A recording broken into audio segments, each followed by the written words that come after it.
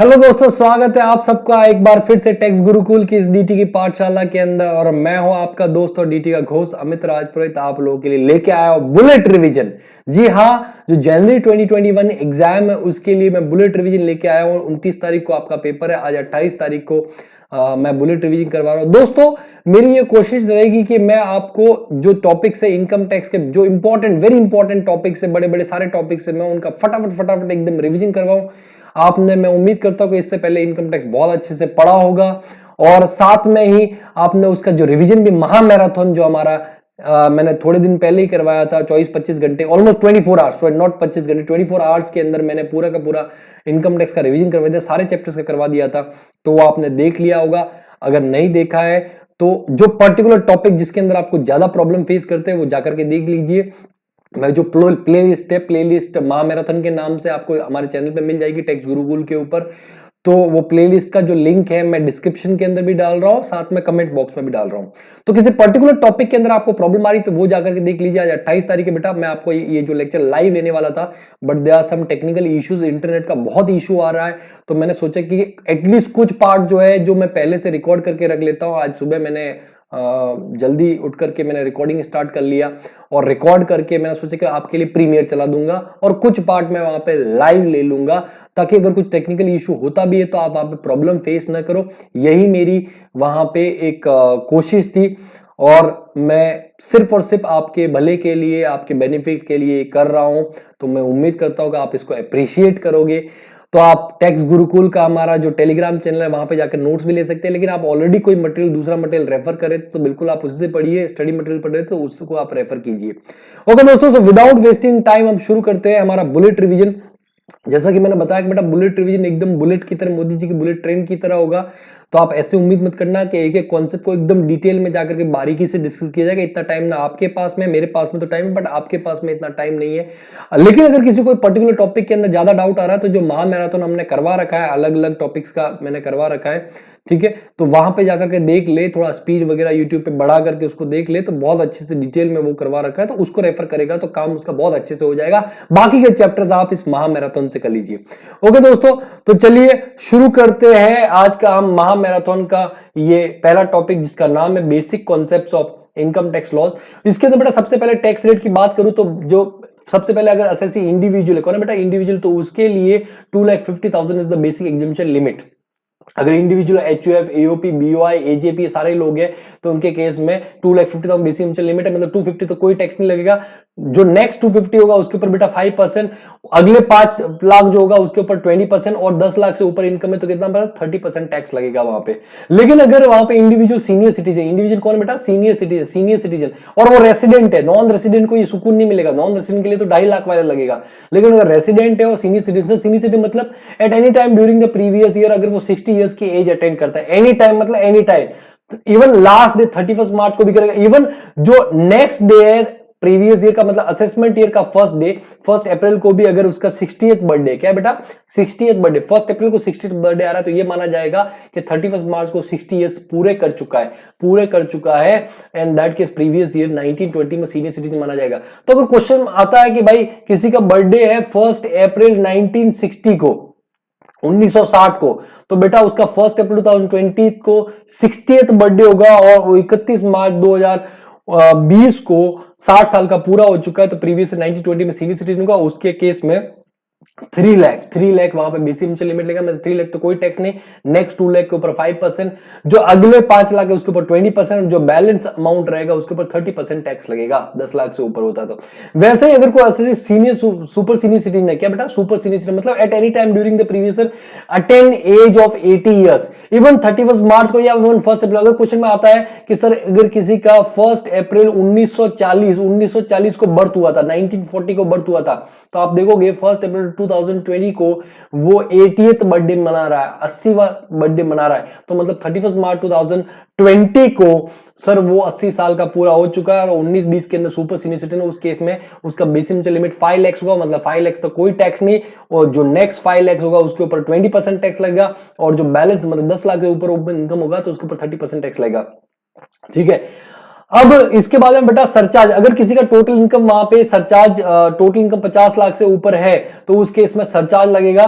क्या लगेगा बेटा? सरचार्ज उसको पे करना पड़ेगा। तो देखो ये यहाँ पे अगर टोटल इनकम एक्सीड करता है up to 50 lakh there is no surcharge, up to 50 lakh total income में कोई सरचार्ज नहीं लगेगा। लेकिन 50 लाख जैसे ही क्रॉस करेगा और 1 CR तक है, ठीक है, 50 से 1 करोड़ के बीच में है, तो इन दैट केस सरचार्ज वहां पे 10% जो भी टैक्स है, टैक्स का बेसिक टैक्स का 10% सरचार्ज लग जाएगा। अगर किसी का टोटल इनकम एक्सीड करता है 1 CR बट वो अप टू 2 CR है, 1 करोड़ से ऊपर बट 2 CR तक है, तो उस केस में सरचार्ज वहां पे 15% ऑफ टैक्स हो जाएगा। बेसिक टैक्स का 15% सरचार्ज वहां पे ऐड करना है अपने को। अगर किसी का टोटल इनकम 2 CR से ज्यादा है बट अप टू 5 CR है, तो उस केस में बेटा 25% ऑफ टैक्स वहां पे सरचार्ज जाएगा। और किसी का टोटल इनकम 5 करोड़ से ज्यादा है, 5 करोड़ से ज्यादा है, तो उस केस में 37% ऑफ टैक्स, 37% ऑफ टैक्स वहां पे सरचार्ज हो जाएगा। लेकिन बेटा आपकी दो इनकम सर, एक तो लॉन्ग टर्म कैपिटल गेन होता है 112A के अंदर, एक 111A के अंदर, listed equity shares, units of equity oriented mutual fund, units of business transfer through recognised stock exchange, STT paid, जो हम डिस्कस करेंगे कैपिटल गेन के अंदर।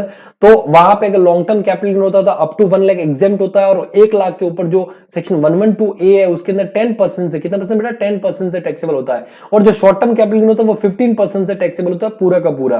तो वो स्टॉक मार्केट से रिलेटेड है, ये डिमोटिवेट ना हो इसके लिए गवर्नमेंट ने फिर से अमेंडमेंट किया था और क्या बोला था कि भाई इन दोनों केस में जो मैक्सिमम सरचार्ज होगा वो 15% ही होगा। मतलब अगर इनका इनकम ये पर्टिकुलर इनकम दोनों मिला करके भी अगर 50 लाख से ऊपर जाएगा तो 10% सरचार्ज, 1 करोड़ से ऊपर जाएगा, अब 1 करोड़ से ऊपर कितना भी, 1 2 3 4 5 500 करोड़ कितना भी हो सर, मैक्सिमम सरचार्ज इन दोनों के केस में 15% ही लगेगा। ठीक है, मैक्सिमम सरचार्ज 15% ही लगेगा। बाकी कोई दूसरी इनकम है सर, दूसरी इनकम अगर पर्टिकुलर लिमिट से ज्यादा जाती है तो उस केस में जो सरचार्ज लगना है वो लगेगा। अच्छा, अगर ये आप डिटेल में समझना चाहते हो, सीखना चाहते हो, अगर किसी को इस पर्टिकुलर कॉन्सेप्ट में दिक्कत आ रहा है तो जो महामैराथन का मैंने बेसिक कॉन्सेप्ट करवाया था वो जाकर के देख लो, इसके ऊपर मैंने एक इलस्ट्रेशन भी लिया है तो आपको बहुत अच्छे से समझ में आ जाएगा। ठीक है, तो वो आपको ध्यान रखना है। मार्जिन रिलीफ बेटा, मार्जिन रिलीफ कंप्यूट करना सर, मार्जिन रिलीफ होता क्या है कि जब कभी भी क्या होता है कि सर आप टोटल इनकम आपका 50 लाख तक कोई टैक्स नहीं लगेगा, लेकिन जैसे ही टोटल इनकम 50 लाख से क्रॉस कर जाता है तो आपका सरचार्ज लगना शुरू हो जाएगा। तो उसकी वजह से नाइंसाफी होती है सर, नाइंसाफी होती है ना। कब सर? वो नॉर्मल इंक्रीमेंट होता है, क्योंकि देखो यहां पे टोटल इनकम अगर 50 लाख तक है तो टैक्स प्लस सरचार्ज नहीं आएगा, नो सरचार्ज। लेकिन जैसे ही 51 लाख हो गया तो टैक्स आएगा और उस पूरे टैक्स के ऊपर आपका 10% सरचार्ज और जुड़ जाएगा। तो आप बहुत नाइंसाफी होती है, उस नाइंसाफी से उसको रिलीफ दिया जाता है, उसको बोलते हैं margin relief. Sir margin relief कैसे कंप्यूट करना है? अगेन आपको डिटेल में समझना है तो वहां जाइए, मैंने इसके ऊपर क्वेश्चन करवा रखा है, बट इट्स ओके, आप नॉर्मली अगर आपने कर रखा है तो आपको समझ में आ जाएगा। स्टेप 1 में आपको सबसे पहले क्या करना है? टैक्स निकालना है ऑन टोटल इनकम, जो भी टोटल इनकम 51 लाख 50,000 जो भी है, नॉमिनल इंक्रीमेंट हो रहा है। सर एक टाइम ऐसा आएगा जब वहां पे मार्जिन रिलीफ आएगा नहीं, वो नेगेटिव हो जाएगा, तब आपको नहीं करना है। तो नॉमिनल इंक्रीमेंट हो रहा है 51 लाख 50,000, तो उस केस में आप उसके ऊपर टैक्स निकालो इंक्लूडिंग सरचार्ज, जो भी 10% सरचार्ज है वो आप ऐड कर दो। फिर आप स्टेप 2 के अंदर क्या करना है? आप टैक्स निकालो 50 लाख के ऊपर, 50 लाख के ऊपर आप टैक्स निकालो, अभी उसके ऊपर सरचार्ज नहीं आएगा। 50 लाख के ऊपर टैक्स निकालो, सरचार्ज नहीं आएगा। प्लस जो एडिशनल इनकम है सर, एडिशनल इनकम क्या आपकी टोटल इनकम मान लो 51 लाख से, कितना? 51 लाख और 50 लाख, इन दोनों के बीच में एडिशनल कितना? 1 लाख रुपीस का एडिशनल इनकम है, 1 लाख का। अगर आपका टोटल इनकम 51 लाख 50,000 है तो 1.5 लाख का एडिशनल इनकम हो गया। तो आप टैक्स निकालो 50 लाख के ऊपर और जितना भी एडिशनल इनकम है वो एडिशनल इनकम वहां पे ऐड कर दो। ये आपका स्टेप 2, एडिशनल इनकम ऐड करना है। एडिशनल इनकम के ऊपर टैक्स नहीं, टैक्स तो 50 लाख के ऊपर निकाल लिया, विदाउट सरचार्ज आएगा, और एडिशनल इनकम ऐड कर दो, तो ये स्टेप 2 आ गया। अब स्टेप 1 माइनस स्टेप 2 करोगे, स्टेप 1 माइनस जो भी आपका एक्चुअल टैक्स बनता था, जो टोटल इनकम है 51 लाख, उसके ऊपर आपने टैक्स प्लस सरचार्ज निकाला, इतना टैक्स बनता था आपका, और इतना टैक्स आप पे कर सकते हो, मैक्सिमम इतना टैक्स आप पे कर सकते हो कि भाई 50 लाख के ऊपर टैक्स ले लो और पूरा एडिशनल इनकम ले जाओ, पूरा का पूरा एडिशनल इनकम ले जाओ तुम, इससे ज्यादा मैं टैक्स नहीं पे कर सकता, तो बैलेंस आ जाएगा मार्जिन रिलीफ। तो सर टैक्स कैसे निकालेंगे? तो सिंपल सी बात है, जो स्टेप 1 आपने निकाला, इतना टैक्स आपको आना है, इतना टैक्स आपको भरना है, उसमें से मार्जिन रिलीफ आप लेस कर दो, तो टेक्निकली देखोगे तो जो स्टेप 2 है वही आपका आंसर आ जाएगा। इसके अंदर आप HEC जोड़ दो, 4% वहां पे ऐड कर दो। अगर ये भी डिटेल में आपको देखना है तो बेसिक कॉन्सेप्ट वहां पे जाकर के आप देख लीजिए, मैं प्लेलिस्ट नीचे डाल रखा है, उसमें देख लीजिए, आपको दोनों एग्जांपल समझ में आ जाएगा। उसके बाद में आता है बेटा आपका रेबिट अंडर सेक्शन 87 है, रेबिट नहीं, रिबेट अंडर सेक्शन 87 है। जो छोटे टैक्स पेयर होता है उनको रिबेट दिया जाता है, लेकिन इसकी 3 कंडीशन। कंडीशन नंबर 1, ठीक है, जो असेसी होना चाहिए वो रेसिडेंट होना चाहिए। क्या होना चाहिए? रेसिडेंट, रेसिडेंट इंडिविजुअल, रेसिडेंट होना चाहिए, इंडिविजुअल होना चाहिए। रेसिडेंट, इंडिविजुअल और total income does not exceed ₹5 lakh, ये तीन कंडीशन सेटिस्फाई होती है तो मैक्सिमम 12,500 का रेबिट मिलेगा 87A के अंदर मैक्सिमम। तो जो जो भी आपका ग्रॉस टैक्स रहेगा, ग्रॉस टैक्स मतलब basic tax, basic tax before HEC, before health and education से। सर सरचार्ज बेटा वो तो वैसे भी नहीं आएगा 50 लाख के ऊपर, जहां सरचार्ज है वहां रेबिट नहीं है, जहां रेबिट है वहां सरचार्ज नहीं है। टॉम एंड जेरी जैसे है ना, टॉम एंड जेरी के साथ। सर बोलो वो तो साथ में ही रहते रहते तो ये भी साथ में रहते हैं, लेकिन ये दोनों साथ में दिखते नहीं है। ठीक है, रेबिट अंडर सेक्शन 87A कब सर? रेसिडेंट इंडिविजुअल होना चाहिए और total income does not, NTI does not exceed ₹5 lakh. Total income GTI की बेटा NTI does not exceed ₹5 lakh, तो उस केस में मैक्सिमम रिबेट है आपका 12,500 या फिर जो भी आपका बेसिक टैक्स है वो विच एवर इज लोअर, ये रिबेट मिलेगा, ध्यान रखना। फिर इसके बाद में लॉन्ग टर्म कैपिटल गेन अगर है तो 20% टैक्स लगेगा। ये डिटेल में हम कैपिटल गेन वाला चैप्टर करेंगे तो करेंगे। इसके बाद में कुछ और अलग अलग असेसीज है, उनके लिए क्या टैक्स रेट है वगैरह वो देख लेना आप। ठीक है, इतना ज्यादा वो इंपॉर्टेंट नहीं है, बट एमसीक्यूज में अगर पूछे तो आपको ध्यान हो जाएगी कंपनी केस में कितना टैक्स लगेगा, फर्म के केस में कितना टैक्स लगेगा, क्या सर चलेगा, पूछा तो। वैसे पॉसिबिलिटी नहीं के बराबर है, स्टिल क्या पूछा जा सकता है सर एमसीक्यू में, वो बता रहा हूं। Components of income tax law कि सर क्या क्या चीजें मिला के इनकम टैक्स लॉ बनता है, तो 5 कंपोनेंट है। Income tax act, income tax rules, annual finance act, notification circulars by CBT and पांचवा वेरियस जो high court and supreme court के डिसीजन होते हैं। ये पांचों मिलाकर के कंपोनेंट्स, पांचों मिलाकर इनकम टैक्स लॉ बनता है। So these are 5 components of income tax law. तो ये एमसीक्यू के अंदर आ सकता है कि कौन सा component of income tax law है या कौन सा नहीं है।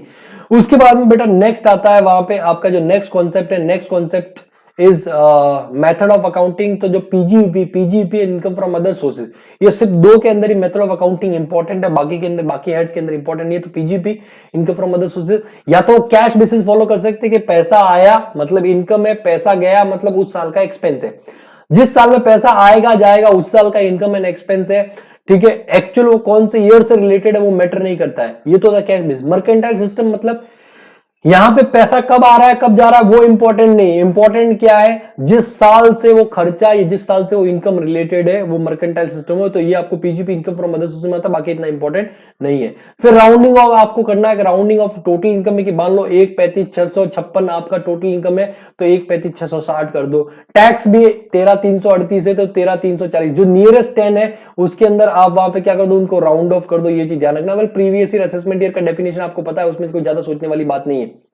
फिर नेक्स्ट आता बेटा, अच्छा मैं बताता हूं जनरली क्या होता है कि प्रीवियस ईयर 1920 जो है उसकी इनकम कब टैक्सेबल होगी, असेसमेंट ईयर 2021 के अंदर। ये सबको आपको पता है, ये सबको आपको पता है। इसको बोलते हैं बेटा प्रीवियस ईयर रूल। उसको क्या बोलते हैं बेटा? उसको बोलते हैं प्रीवियस ईयर रूल। ये प्रीवियस ईयर रूल है कि प्रीवियस ईयर की इनकम असेसमेंट ईयर में टैक्सेबल होगी।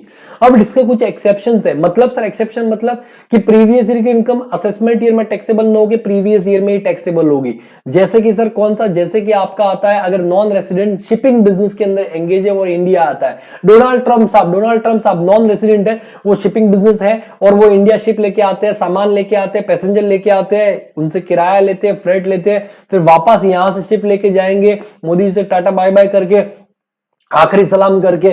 ठीक है, तो इन दैट केस फिर से उनसे किराया लेंगे। तो क्या बेटा वो फिर से असेसमेंट ईयर में टैक्स पे करने के लिए आएंगे? ना मुन्ना, कभी नहीं आएंगे।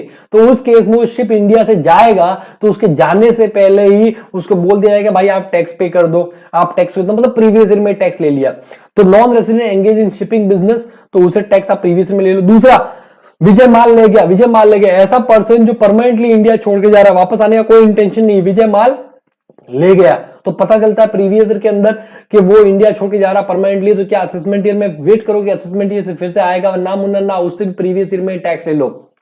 ठीक है, तीसरा बेटा देखो AOP body of individual, AOP मतलब एसोसिएशन ऑफ पर्सन या बॉडी ऑफ इंडिविजुअल बीओआई या फिर आर्टिफिशियल जुरिडिकल पर्सन एजेपी, ये बनाया गया किसी पर्टिकुलर इवेंट के लिए, किसी पर्टिकुलर पर्पस के लिए, किसी पर्टिकुलर प्रोग्राम के लिए। जैसे कि 31st का पार्टी करवाना था उसके लिए हमने एओपी बनाया, उसके लिए बीओआई बनाया, उसके लिए एजेपी बनाया, जो भी बनाया 31st का पार्टी वार्टी करवा के पैसा वैसा कमा के सब अपने अपने साइड में ओली है वहां पे।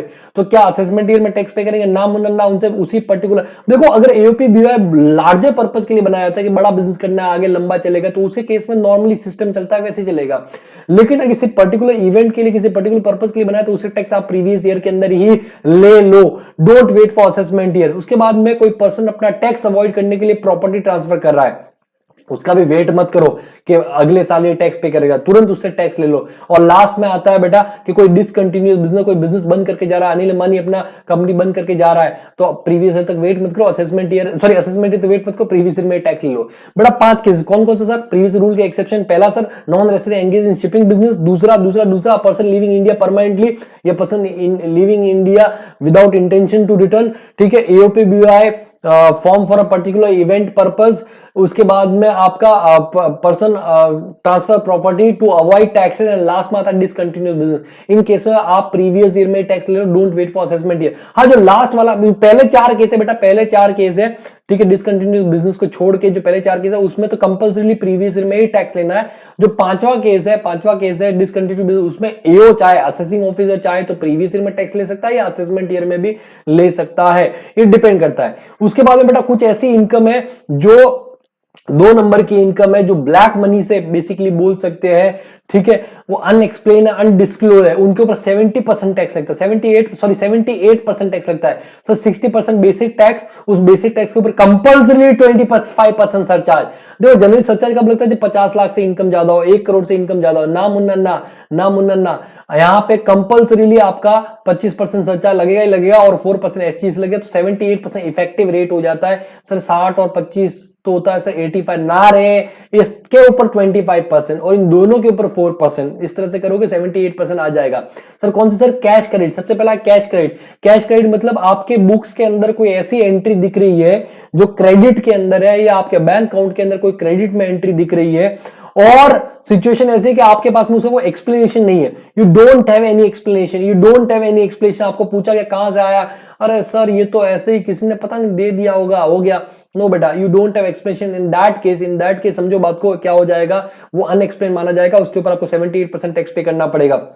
अनएक्सप्लेन इन्वेस्टमेंट, आपका कोई इन्वेस्टमेंट है, कोई शेयर सिक्योरिटीज में इन्वेस्ट कर रखा है, ठीक है, कोई जमीन में इन्वेस्टमेंट कर रखा है, आपको पूछा बेटा पैसा कहां से आया ये, अरे सर वो तो मिल गया था, रास्ते से जा रहा था, भेलपूरी खा रहा था, बैग मिला तो मैं क्या करूं, है ना, मिल गया तो मैंने इन्वेस्टमेंट कर दिया। फालतू की बातें ना करो, ये 2 नंबर का माल है, 78% टैक्स पे करो। Unexplained money, bullion, jewellery, M job, unexplained M job बराबर है, कौन सा job sir? M job, money, jewellery, other valuable assets and bullion. अगर ये है और ये अनएक्सप्लेन्ड है, आपके पास में मिला, घर पे आया, इनकम टैक्स वाले मिला, ये कहां से आया, अरे सर ये तो कर पाया, जमीन खोदी उसमें से निकल गया, वहां पे फालतू बातें ना करो बेटा, ये 2 नंबर का माल है। इनकम टैक्स वाले बोलेंगे 78% टैक्स भरो टैक्स तुम भरो। चलो ठीक है, उसके बाद में इन्वेस्टमेंट है जो पार्टली डिस्क्लोज है, फुल्ली डिस्क्लोज नहीं है, तो जो पार्टली अनडिस्क्लोज है वो 2 नंबर का माना जाएगा 78% टैक्स पर। लास्ट में अनएक्सप्लेन एक्सपेंडिचर, ठीक है, आप हर साल अपनी इनकम दिखाते हो, 2 लाख, 2.5 लाख, 5 लाख, इतनी इनकम दिखाते हो, इतनी ही इनकम दिखाते हो, और आपने आपके बेटे की शादी करी, उस बेटे की शादी के अंदर आपने 100 करोड़ का खर्चा कर दिया, शाहरुख खान को नाचने के लिए बुला लिया, आलिया भट्ट को बुला लिया, वहां पे संजीव कपूर को खाना बनाने के लिए बुला लिया, तो पैसा आया कहां से? वो 2 नंबर का माल है। तो क्या बोला जाएगा, वो जो एक्सप्लेन आपने खर्चा किया वो अनएक्सप्लेन एक्सपेंडिचर, उस एक्सपेंडिचर को इनकम माना जाएगा। सर एक्सपेंडिचर को इनकम, समझो ना बात को, आपने एक्सपेंस किया 100 करोड़ का, तो कहीं इनकम तो आया, वो इनकम तो आपने दिखाया नहीं, इसलिए उस एक्सपेंडिचर को ही इनकम मान लिया जाएगा, और उसके ऊपर 78% टैक्स पे करना पड़ेगा आपको। एंड अमाउंट बोरोड, रीपेड और हुंडी, अगर आपने कोई अमाउंट ले रखा है, बोरोड कर रखा है, रीपे कर रखा है आपने हवाला के थ्रू, इस तरीके से पकड़ा जाता है, 78% टैक्स आपको पे करना पड़ेगा। अच्छा खास बात सर, ये जो सारे के सारे ये देखोगे ना, यहाँ पे आप देखोगे 78% सारे के डिटेल में वहां पे दे रखे हैं कि कब कब टैक्स लगे, कौन से प्रीवियस ईयर में आपको टैक्स पे करने का है, ठीक है। अब खास बात ये बेटा इन सारे केसेस में कि कोई खर्चे का डिडक्शन नहीं मिलता, नो एक्सपेंस अलाउ, कोई एक्सपेंस अलाउ नहीं होगा, कोई चैप्टर 6 से का डिडक्शन नहीं मिलता, इन सारी इनकम के सामने फ्लैट रेट है, ये जो टैक्स रेट है फ्लैट 78% है, और कोई सेटअप वगैरह आपका लॉसेस वगैरह भी नहीं मिलेगा, किसी भी तरीके से कोई नहीं मिलेगा। तो नॉर्मली पहले ये वाली इनकम टोटल इनकम में इंक्लूड हो जाएगी, फिर टोटल इनकम में इंक्लूड होने के ऊपर इनके ऊपर टैक्स अलग से निकालना है आपको, इनकम को अलग कर दो वहां पे, ठीक है, कोई चैप्टर 6 डिडक्शन वगैरह नहीं मिलेगा, और उसके ऊपर आप अलग से टैक्स निकालो 78% अलग अलग, पहले 60% टैक्स, फिर उसके ऊपर 25% सरचार्ज, फिर इन दोनों को मिला करके 4% एचईसी आ जाएगा, तो वो टैक्स लेके आप फाइनल टैक्स के अंदर ऐड कर दोगे। ये वाला इग्नोर कर देना, पेनल्टी आपके केस में नहीं है तो इसको जाने दो, ठीक है। फिर असेसिव की डेफिनेशन, फाइन पर्सन की डेफिनेशन के भाई individual, HUF, firm, company, AOP, BOI, local authority, AJP आ सकता है, क्या क्या पर्सन की डेफिनेशन में आते हैं, तो ये सारी चीजें ना, ये सारी चीजें बाकी की चीजें देख लेना आप एक बार, ठीक है। अब ये सारी चीजें आपका बेसिक कॉन्सेप्ट में खत्म हो जाता है एक बार। फिर उसके बाद में बेटा आपका नेक्स्ट आता है चैप्टर कौन सा, income which do not form part of total income, section 10 वाली। तो सेक्शन 10 जो मैक्सिमम है वो हम अलग अलग चैप्टर्स के अंदर कवर कर लेंगे, ध्यान रखना अलग अलग चैप्टर्स के अंदर, बाकी आप देख लेना। और जो 10AA है वो मैं आपको अलग से करवाऊंगा, डिटेल में करवाऊंगा, so don't worry about that. बाकी आप एक बार नजर घुमा लेना, ये जो टेबल दे रखी है टेबल को ही आप पढ़ लेना, काम आपका हो जाएगा। नोट्स सर नोट्स का है, मैंने पहले ही बोला टेलीग्राम चैनल जो हमारा है टेक्स्ट गुरुकुल के नाम से, टेक्स्ट गुरुकुल COOL, ये लोगो जो आपको दिख रहा है वो टेक्स्ट गुरुकुल के नाम से ही वहां पे टेलीग्राम चैनल है, उसके अंदर आपको नोट्स मिल जाएंगे। ठीक है, पेन कर रखा है अलग अलग, तो वो आप देख सकते हो। नेक्स्ट आता है बेटा residential status and scope of total income. Sir residential status income tax के हिसाब से क्यों निकालना जरूरी है? क्योंकि बेटा जो फॉरेन इनकम होती है ना, फॉरेन इनकम सर एक्चुअली आपने ऑलरेडी पहले से लिख रखा है। अरे यार एक्चुअली क्या हुआ, मैंने रिकॉर्डिंग स्टार्ट किया और जो माइक है ना, माइक लगाना भूल गया, तो पूरा मतलब दिमाग खराब हो गया। ऑलमोस्ट 1 घंटे की रिकॉर्डिंग करी और मैंने सोचा कि एक बार तो वही चल जाए काम, लेकिन उसमें वॉइस में थोड़ा सा इश्यू था, तो फिर मैंने कहा रिस्क नहीं लेते, फिर से रिकॉर्डिंग कर लेते हैं। ठीक है, तो ये उस टाइम पे लिखा था थोड़ी देर पहले, अभी फिर से रिकॉर्डिंग स्टार्ट करी, 1 घंटे की ऑलमोस्ट कर ली थी, कोई बात नहीं है, चलो ठीक है। यहाँ पे फॉरेन इनकम होती है, फॉरेन इनकम के ऊपर इंडिया में टैक्स लगेगा कि नहीं लगेगा वो डिपेंड करता है कि वो जो पर्सन है वो इंडिया का रेसिडेंट है या नहीं है। अगर इंडिया का रेसिडेंट है तब तो इंडिया में टैक्स लगेगा, अगर वो इंडिया का रेसिडेंट नहीं है तो इंडिया में टैक्स नहीं लगेगा। कि भाई यूएस की इनकम के ऊपर डोनाल्ड ट्रंप इंडिया में क्यों टैक्स पे करेगा, लॉजिकल बात है ना वहां पे। तो वो अपने को चेक करना पड़ेगा कि भाई वो जो फॉरेन की इनकम है उसके ऊपर इंडिया में टैक्स तभी लगेगा जब वो रेसिडेंट है, तब वो क्या है, रेसिडेंट है। तो इन दैट केस बेटा अपने को रेसिडेंशियल स्टेटस निकालना पड़ता है। सबसे पहले आपका रेसिडेंशियल स्टेटस आता है इंडिविजुअल का, किसका बेटा, इंडिविजुअल का। अलग अलग केस में इंडिविजुअल, एचयूएफ, पार्टनरशिप, हम ईओपी, बीओआई, एजेपी, कंपनी वगैरह सभी केस में हम डिस्कस करेंगे। तो सबसे पहले आपका आता है वहां पे रेसिडेंशियल स्टेटस ऑफ इंडिविजुअल। ठीक है बेटा, 2 कंडीशन है, 2 कंडीशन कौन कौन से, सेक्शन 6 सबसेक्शन 1 इंडिविजुअल के लिए रेसिडेंशियल पहला है stay in India for 182 days और मोर, 182 डेज और मोर, 182 एग्जैक्ट 180 डेज है उससे ज्यादा इंडिया में रहा है रेलेवेंट प्रीवियस ईयर के अंदर। मतलब जिस साल का आप चेक कर रहे हो, आपको हर एक साल का अलग अलग निकालना पड़ता है। तो 19-20 का, तो 19-20 का आप चेक करोगे, 19 प्रीवियस ईयर 19-20 के अंदर वो 185 डेज इंडिया में रहा, भाई साहब रेसिडेंट हो जाए, क्या हो जाएगा, रेसिडेंट। एग्जैक्ट 182 डेज रहा, रेसिडेंट हो जाएगा। लेकिन बेटा 181 डेज रहा तो पहला कंडीशन सेटिस्फाई नहीं हो, तो क्या नॉन रेसिडेंट, नहीं नहीं नहीं नहीं, देयर इज सेकंड कंडीशन। ये देखो और बीच में क्या लिखा बेटा, और। तो सेकंड कंडीशन में, सेकंड कंडीशन के 2 पार्ट है, ए एंड बी, ये दोनों ही सेटिस्फाई होने चाहिए, दोनों ही क्या होने चाहिए, सेटिस्फाई।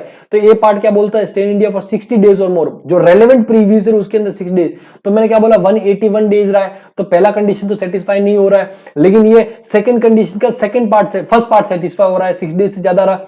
ठीक है, बट इसमें काम नहीं चलेगा, आपको सेकंड पार्ट भी देखना। सेकंड का पार्ट क्या बोलता है, stay in India for 365 days और more in the 4 immediately preceding previous year.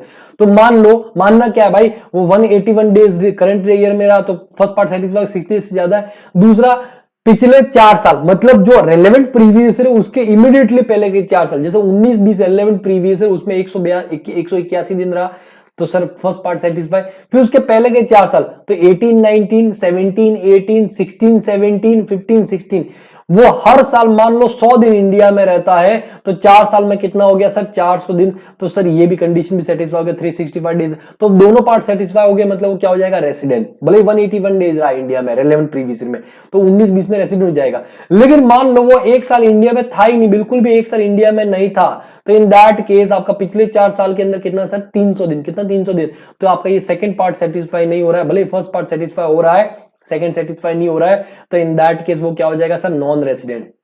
क्या हो जाएगा, नॉन रेसिडेंट। या फिर मान लो इधर तो वो 400 दिन रहा, ठीक है, 400 दिन रहा, लेकिन इधर सर वो सिर्फ और सिर्फ 51 डेज, जो रेलेवेंट प्रीवियस 51 डेज। तो आप देखोगे ये वाला पार्ट सेटिस्फाई हो रहा है, ये वाला पार्ट सेटिस्फाई नहीं हो रहा, 6 डेज से कम है, तो बेटा वो क्या हो जाएगा, नॉन रेसिडेंट। ये चीज ध्यान रखना। अब बेटा यहां पे आपके पास में 2 मौके होते हैं, या तो 182 डेज या उससे ज्यादा, या फिर 60 days in 6 days in relevant previous year and 365 days in immediately preceding previous year। ये दोनों में से कोई भी एक वहां पे आपका ध्यान रखना है, कंडीशन सेटिस्फाई होना चाहिए। 365 डेज वाला भी आपको ध्यान रखना है। अब बेटा यहां पे ना, यहां पे आपका नेक्स्ट आता है कि सर कुछ ऐसे केसेस है, कुछ ऐसे केस जहां पे एक्सेप्शन, क्या बेटा एक्सेप्शन, एक्सेप्शंस वहां पे है। एक्सेप्शन क्या बोलता है कि जो सेकंड कंडीशन, सेकंड 60 डेज वाला वो अप्लाई नहीं होगा, वो चेक ही नहीं करना है। सर क्यों चेक नहीं करना सर? ऐसे तो वो नॉन रेजिडेंट हो जाएगा। मान लो कोई 181 डेज रहा इंडिया में, अगर कोई 181 डेज रहा इंडिया में तो पहला कंडीशन सेटिस्फाई नहीं होगा, और दूसरा कंडीशन आप बोल रहे हो चेक ही नहीं करना है, तो सर वो तो स्ट्रेट फॉरवर्ड नॉन रेसिडेंट हो गया। हाँ बिल्कुल हो गया। तो सर ये तो गलत है ना? गलत नहीं है बेटा, बिल्कुल आप इंडिया के रेसिडेंट हो, ये प्राउड की बात है। अभी 26 जनवरी को बवाल हो गया है ना, तो आपको भी बुरा लगा होगा, मुझे भी बुरा लगा। कहने का मतलब ऐसा नहीं होना चाहिए था। वी आर विथ जो किसान है उनके साथ मिलेंगे, कुछ असामाजिक तत्व थे, कुछ गुंडे किस्म के लोग थे, उन्होंने बवाल कर दिया, नहीं होना चाहिए था। चलो कम टू द पॉइंट। मेरा कहने का मतलब ये है बेटा, मेरा कहने का मतलब ये है कि रेसिडेंट बनना एज पर इनकम टैक्स, ठीक है, किसी के लिए प्राउड हो सकता है, बट फायदे का सौदा नहीं है, वो घाटे का सौदा है। सर ऐसा क्यों? कि अगर आप इंडिया में रेसिडेंट हो गए तो आपको ग्लोबल इनकम के ऊपर इंडिया में टैक्स देना पड़ेगा। जो फॉरेन की इनकम है उसके ऊपर भी इंडिया में टैक्स देना पड़ेगा। तो लोग बचते हैं कि भाई मैं इंडिया में, जिनकी फॉरेन की इनकम होती है कि मैं इंडिया में रेसिडेंट ना हूं, मैं नॉन रेसिडेंट हो जाऊं। तो उस केस में बेटा कुछ ऐसे केसेस जहां पे इनकम टैक्स भी आपको ये मौका देता है कि भाई ठीक है, आप सिर्फ फर्स्ट बेसिक कंडीशन सेटिस्फाई करोगे तब रेसिडेंट, फिर सेकंड हम चेक भी नहीं करेंगे। मतलब कोई 181 डेज इंडिया में रहा तो नॉन रेसिडेंट, 182 डेज इंडिया में रहा तो रेसिडेंट, लेकिन 181 डेज रहा इंडिया में नॉन रेसिडेंट, भले ही वो 60 डेज वाला कंडीशन सेटिस्फाई हो रहा हो, भले ही वो 365 वाला कंडीशन सेटिस्फाई हो रहा हो, डजंट मैटर, वो आपको चेक ही नहीं करना है, वो चेक ही नहीं करना है। तो कुछ ऐसे केसेस है जहां पे फर्स्ट कंडीशन ही चेक करेंगे, सेकंड नहीं चेक करेंगे। So following cases only first basic condition shall be check and second basic condition shall be ignored. उसको इग्नोर क्या कर लेंगे बेटा? उसको इग्नोर कर लेंगे। सर क्या केस है? देखो, अगर कोई इंडियन सिटीजन इंडिया छोड़ के जा रहा है, living India for the purpose of employment, जो आदमी एम्प्लॉयमेंट के लिए आउटसाइड इंडिया जा रहा है बेटा, उसके ऊपर रैम करो ना, क्योंकि वो एम्प्लॉयमेंट के लिए अपना देश छोड़ के जा रहा है, ठीक है, वो फॉरेन में जाकर के अपने परिवार से अलग रहेगा, वहां पे भी वो टैक्स पे करेगा, इंडिया में फॉरेन करेंसी भेजेगा, उससे इंडिया में फॉरेन करेंसी आएगी, साथ में जब उसकी फैमिली के पास वो पैसा आएगा तो वो अलग अलग जगह इन्वेस्ट होगा, तो मतलब इंडियन इकोनॉमी भी बढ़ेगी, है ना। तो कहने का मतलब उसको थोड़ा रिलैक्सेशन दो, उसको थोड़ा रिलीफ दो, कि उसको बोलो कि भाई तू 182 डेज या उससे ज्यादा अगर इंडिया में रहेगा तब तो तू रेसिडेंट होगा, अदरवाइज तू नॉन रेसिडेंट होगा, सेकंड कंडीशन चेक भी नहीं होगा। तो कौन, लेकिन इसमें कौन सर? इंडियन सिटीजन होना चाहिए, इंडियन सिटीजन होना चाहिए, और वो एम्प्लॉयमेंट के लिए जा रहा है। दूसरा, इंडियन सिटीजन होना चाहिए, इंडियन सिटीजन होना चाहिए जो कि as a crew member of Indian ship, किसी इंडियन शिप का क्रू मेंबर बन के जा रहा है, 6 महीने 8 महीने बेचारा बाहर ही समुद्र के अंदर ही घूमता रहेगा, तो उसके लिए फर्स्ट बेसिक कंडीशन चेक करेंगे, सेकंड नहीं चेक करेंगे। इवन सर फॉरेन शिप का क्रू मेंबर है तो उसके लिए भी 182 डेज वाली कंडीशन, क्योंकि सर वो भी तो एम्प्लॉयमेंट के लिए जा रहा है, ध्यान रखना, लेकिन वो इंडियन सिटीजन हो। तीसरा, सर इंडियन सिटीजन या फिर person of Indian origin comes for a visit to India, Indian citizen है या फिर person of Indian, person of Indian origin मतलब वो खुद या उसके पेरेंट्स या उसके ग्रैंड पेरेंट्स इंक्लूडिंग मैटरनल, उनका बर्थ हुआ था अनडिवाइडेड इंडिया में। कहां पे बेटा? अनडिवाइडेड इंडिया, मतलब before 15 August 1947। Person of Indian origin means assessee or parents of assessee grandparents were born in undivided India. Undivided India means today's Pakistan, Bangladesh, India before 15 August 1947. Grandparents में मतलब maternal भी आ जाएंगे, है ना, paternal as well as maternal भी आ जाएंगे, ध्यान रखना। और वो ऐसा इंसान या तो इंडियन सिटीजन है या फिर पर्सन ऑफ इंडियन ओरिजिन है, वो इंडिया आ रहा है किसके लिए? विजिट पे आ रहा है। अच्छा, इंडियन सिटीजन है और बाहर जाके बस गया एम्प्लॉयमेंट के लिए, ठीक है, अब वो आता है, इंडिया आता है, विजिट के लिए आता है, तो उस केस में भी फर्स्ट कंडीशन ही चेक करना है, 182 डेज में अगर इंडिया में रहेगा तब तो रेसिडेंट, अदरवाइज क्या हो जाएगा? Non resident. तो ये चीज आपको ध्यान रखनी है। एम्प्लॉयमेंट का मतलब जॉब ज्वाइन करने के साथ में आप खुद का बिजनेस करें तो वो भी हो जाएगा, ठीक है। अगर वहां पे कोई ट्रेनिंग पर्पस से जा रहा है जो कि एम्प्लॉयमेंट का पार्ट है, कि विप्रो ने ट्रेनिंग के लिए भेज रहा है अपने एम्प्लॉय को, तो वो भी एम्प्लॉयमेंट का पार्ट माना जाएगा। बिजनेस प्रमोशन के लिए जाता तो वो एम्प्लॉयमेंट नहीं माना जाएगा। स्टे इन इंडिया मतलब इंडिया में कहीं पे भी रहो, फिजिकली प्रेजेंस होने चाहिए, इंक्लूडिंग जो इंडियन टेरिटोरियल वाटर्स है, पानी के अंदर भी रहो तो भी आप इंडिया में माने जाओगे, वो इंडियन टेरिटोरियल वाटर्स होना चाहिए। Day of arrival and day of departure दोनों इंडिया माना जाता है, कि जिस दिन आप इंडिया में आ रहे हो वो भी इंडिया माना जाएगा, जिस दिन आप इंडिया से जा रहे हो वो भी इंडिया माना जाएगा। लेकिन एक ऐसा केस है जहां पे day of arrival day of departure India में नहीं माना जाता। ये चीज ध्यान रखना कि ये पर्टिकुलर कौन सा केस है, इधर ध्यान रखना कि एक शिप है, शिप इंडिया से बाहर जा रहा है, उसका क्रू मेंबर है, तो ठीक है, अभी बात समझना, ये शिप इंडिया से जा रहा है, शिप डिपार्टेड सर 27 जनवरी 28 जनवरी 2020, ठीक है। और वापस आ रहा है सर वो 15 मार्च 2021 ले लेते हैं वहां पे, ठीक है। ये शिप अराइव आ गया, शिप अराइव टू इंडिया। तो आप देखोगे एक तरह से इस दिन चला गया, इस दिन आ रहा है, तो जनरली क्या माना जाएगा, ये 28 जनवरी 2021 से 15 मार्च 2021 उसको आउटसाइड इंडिया मानेंगे। ये जा रहा है, ये आ रहा है ना, ये जा रहा है, ये आ रहा है, तो ये आउटसाइड इंडिया मानेंगे। लेकिन इसमें ऐसा नहीं होता बेटा, उसमें क्या होता है कि ऑब्वियसली जो क्रू मेंबर होते हैं उसको शिप पहले ज्वाइन करना पड़ता है। तो किसी ने 15 जनवरी 2021 को शिप ज्वाइन किया, शिप क्या किया, ज्वाइन किया, उस टाइम पे एक सर्टिफिकेट साइन करता है, उसको बोलते हैं कंटिन्यूअस डिस्चार्ज सर्टिफिकेट। क्या बोलते हैं उसको बेटा, कंटिन्यूअस डिस्चार्ज सर्टिफिकेट साइन करेगा। जब वो शिप ज्वाइन करेगा, ठीक है, उस टाइम पे सीडीसी साइन करना पड़ेगा कंटिन्यूअस। वो डेट 15 जनवरी 2021 से लेकर के, ठीक है, 31 मार्च 2021, ठीक है, उस दिन फिर से वो शिप से बाहर निकलेगा। इंडिया जैसे शिप आया तो बाहर निकलेगा, तो उस टाइम पे भी वो सीडीसी साइन करेगा। तो शिप से वो साइन ऑफ करेगा, उस टाइम पे भी उसको सीडीसी साइन करना पड़ेगा, कंटिन्यूअस डिस्चार्ज सर्टिफिकेट साइन करना पड़ेगा। तो ये पीरियड से लेकर के ये पीरियड वो शिप के अंदर ही रहा है, बात समझना। भले वो इंडिया में रहा, ये पीरियड से अगर आप देखोगे तो ये पीरियड इंडिया में रहा, ये पीरियड भी इंडिया में रहा, लेकिन वो ये पीरियड से लेकर ये पीरियड तक वो शिप के अंदर रहा। तो बेटा ये पीरियड से ये पीरियड आउटसाइड इंडिया माना जाएगा। मतलब क्या माना जाएगा सर, वो 1 अप्रैल 2020 से लेकर के 14 जनवरी 2021 तक इंडिया में माना जाएगा। माना जाएगा बेटा इंडिया में। फिर आप चेक करो 182 डेज अगर है तब तो रेसिडेंट, अगर वो 182 डेज से कम है तो नॉन रेसिडेंट, क्योंकि एक्सेप्शन का बेनिफिट उसको मिलेगा। क्योंकि यहाँ पे देखो, यहाँ पे 31 मार्च तक तो आया ही नहीं है, कहने का मतलब ये चीज है, तो ये आपको ध्यान रखना है। So how for the crew member of Indian ship following period shall be excluded from stay in India from the date of signing CDC at the time of joining ship to the date of signing CDC at the time of signing of from ship. ये period से ये period outside India माना जाएगा, उसको India में नहीं माना जाएगा, ध्यान रखना। फिर बेटा एक बार रेसिडेंट कोई हो जाता है तो उसके बाद में हम एडिशनल कंडीशन चेक करते हैं। एडिशनल कंडीशन क्या है सर, एडिशनल कंडीशन आपको पास्ट ईयर्स में चेक करनी है, जो रेलेवेंट प्रीवियस है उसके पिछले साल में चेक करनी है।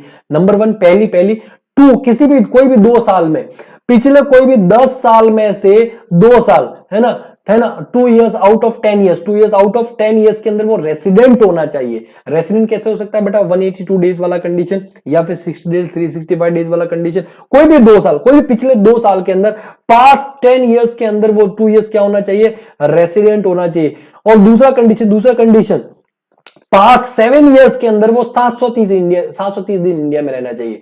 तो पहला तो पास्ट 10 इयर्स में से कोई भी 2 इयर्स रेसिडेंट होना चाहिए, और दूसरा पास्ट 7 इयर्स में से 730 डेज वो क्या होना चाहिए, इंडिया में स्टे करना चाहिए। अगर ये दोनों कंडीशन देखो, एंड मतलब ये दोनों कंडीशन साथ में सेटिस्फाई होनी चाहिए, तो ये बोथ कंडीशन सेटिस्फाई तब तो हो जाएगा ROR, resident and ordinary resident. लेकिन अगर दोनों में से एक कंडीशन भी अगर सेटिस्फाई नहीं होता है या दोनों ही सेटिस्फाई नहीं होता तो वो रेसिडेंट है but not ordinary resident. Sir ये एडिशनल कंडीशन आपको कब चेक करनी है, सेक्शन 6 सबसेक्शन, जब कोई रेसिडेंट हो जाता है तभी आपको आगे फर्दर चेक करना पड़ेगा। उसके बाद में आता है बेटा रेसिडेंशियल स्टेटस ऑफ HUF। तो HUF केस में सिंपल सी बात है, HUF कोई नेचुरल पर्सन तो होता नहीं है, वो लीगल एंटिटी होता है। तो उस केस में हम क्या चेक करेंगे सर, उसका कंट्रोल एंड मैनेजमेंट चेक करेंगे, क्योंकि जनरली HUF बिजनेस के लिए, ज्वाइंट फैमिली बिजनेस के लिए बनाया जाता है। तो उसका जो कंट्रोल एंड मैनेजमेंट है बिजनेस का, ठीक है, HUF का, अगर वो होली और पार्टली इंडिया में, होली और पार्टली का इंडिया में, तब तो वो HUF क्या हो जाएगा, रेसिडेंट, और वो होली आउटसाइड इंडिया तो क्या हो जाएगा, नॉन रेसिडेंट। यहां पे कंट्रोल मैनेजमेंट का मतलब होता है बेटा जो ब्रेन ऑफ द बिजनेस होता है उसकी बात हो रही है, डे टू डे कंट्रोल की बात नहीं हो रही है, ब्रेन ऑफ द बिजनेस की बात हो रही है, तो वो कंट्रोल मैनेजमेंट। अच्छा, एक बार अगर वहां पे HUF आपका क्या हो गया, रेसिडेंट हो गया, तो फर्दर वो भी क्लासीफाई हो सकता है ROR एंड NOR के अंदर। तो उसके केस में वही जो अभी 2 पास्ट एडिशनल कंडीशन चेक की हमने 6 के अंदर, कि भाई कोई भी 2 साल आउट ऑफ 10 ईयर रेसिडेंट होना चाहिए, एंड कोई भी 7 साल के अंदर, पिछले 7 साल के अंदर 730 दिन इंडिया में स्टे करेंगे। लेकिन कौन HUF तो कर नहीं सकता स्टे, तो सर ये कंडीशन कर्ता को सेटिस्फाई करना पड़ेगा। कर्ता HUF के बिहाफ पे सेटिस्फाई करेगा कि सर पिछले 10 साल में कोई भी 2 साल वो क्या होना चाहिए, रेसिडेंट, और पिछले 7 साल में 730 वहां पे क्या होना चाहिए सर, स्टे करना चाहिए इंडिया के अंदर। अगर ये दोनों कंडीशन सेटिस्फाई होता है तब तो HUF क्या हो जाएगा, ROR, अदरवाइज HUF क्या हो जाएगा, RNOR। ये चीज ध्यान रखना। अब आता है रेसिडेंसी ऑफ पार्टनरशिप हम एओपी बीओआई, इन सारे केस में बेटा कंट्रोल एंड मैनेजमेंट, जो बिजनेस है उसका कंट्रोल मैनेजमेंट अगर होली पार्टली इंडिया में तब तो रेसिडेंट, अदरवाइज क्या हो जाएगा नॉन रेसिडेंट। फिर नेक्स्ट आता है कंपनी, कंपनी अगर Indian company always resident, doesn't matter, कोई फर्क नहीं पड़ता, अगर इंडियन कंपनी है जो इंडिया में रजिस्टर्ड है, Reliance industry limited, Adani limited, Tax Gurukul private limited, any company जो इंडिया में रजिस्टर्ड है वो ऑलवेज रेसिडेंट है। आपको बहुत घुमाने की कोशिश की जाएगी कि इसकी बोर्ड मीटिंग बाहर हो रही है, भाड़ में गया, ऑलवेज रेसिडेंट। फॉरेन कंपनी, अगर फॉरेन कंपनी है, फॉरेन कंपनी हम चेक करेंगे place of effective management, poem poem कहां पे, प्लेस ऑफ इफेक्टिव मैनेजमेंट अगर इंडिया में, प्लेस ऑफ मैनेजमेंट कहां बेटा, अगर वो इंडिया में है तो इन दैट केस वो क्या हो जाएगा आपका रेसिडेंट हो जाएगा, अदरवाइज क्या हो जाएगा non resident. Place of effective management outside India तो नॉन रेसिडेंट हो जाएगा। सब प्लेस ऑफ इफेक्टिव मैनेजमेंट जहां पे बोर्ड ऑफ डायरेक्टर्स जो होते हैं, जो बोर्ड होता है वो क्रूशियल डिसीजन लेता है जो बिजनेस के लिए लेने जरूरी होते हैं। उसके बाद में आता है बेटा scope of total income. Scope of total income बेटा बेसिकली मैंने इनकम को दो पार्ट में डिवाइड किया, एक इंडियन इनकम, इंडियन इनकम मतलब तीन तरीके से इंडियन इनकम हो सकती है कि इनकम और इंडिया कोई कनेक्शन है, इनकम और इंडिया क्या है बेटा कोई कनेक्शन है, इनकम एंड इंडिया कोई कनेक्शन है, ध्यान रखना वहां पे कि income accrued and received India, कि इनकम अक्रूड भी इधर ही है, रिसीव भी इंडिया में ही है।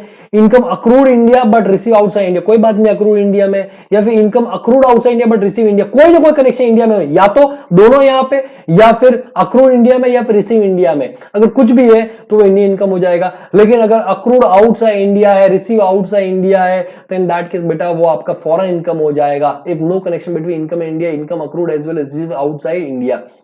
अब ध्यान देना यहां पे जो लिख रखा है ना अक्रूड अक्रूड अक्रूड, अक्रूड का मतलब आपका डीम अक्रूड भी हो जाएगा। अगर अज्यूम्ड है अक्रूड, अगर अज्यूम इंडिया में तो भी वो इंडियन इनकम माना जाएगा, ठीक है। Income accrued includes deem accrued also, it means if any business connection is in India whether income accrue और रिसीव आउटसाइड इंडिया। बात समझना कि इंडियन एम्बेसी कहां पे सर, इंडियन एम्बेसी यूएस के अंदर है, तो उस इंडियन एम्बेसी जो यूएस के अंदर है वहां पे एक इंडियन फॉरेन सर्विसेज के अंदर एम्प्लॉय है मिस्टर राम। अच्छा किसके employ sir, government of India के एम्प्लॉय है। सर वो अपनी सर्विसेज कहां पे दे रहे हैं, यूएस में।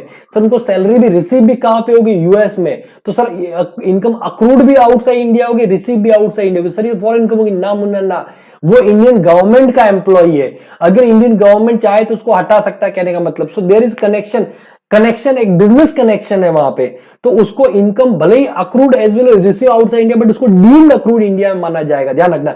तो डीम्ड अक्रूड मतलब वो भी इंडियन इनकम हो जाएगा, ठीक है। अक्रूड इन इंडिया, अच्छा ऐसा जो एग्जांपल दिया उस केस में बेटा जो सैलरी होगी उसको इंडियन इनकम माना जाएगा, और जो अलाउंसेस हो गए वो भी इंडियन इनकम माना जाएगा। लेकिन ऐसे केस में जो फॉरेन सर्विसेज वाले होते हैं ना उनके अलाउंसेस एग्जेम्प्ट होते हैं, ध्यान रखना। जो इंडियन फॉरेन सर्विसेज वगैरह होते हैं उनके अलाउंसेस एग्जेम्प्ट होते हैं, सैलरी टैक्सेबल होती है। तो accrued in India mean source of income is in India, ठीक है। If income is deem receive India it shall be treated as receive India. Same deem receive का भी कॉन्सेप्ट है कि भाई रिसीव की जगह डीम रिसीव है तो वो भी इंडिया माना जाए।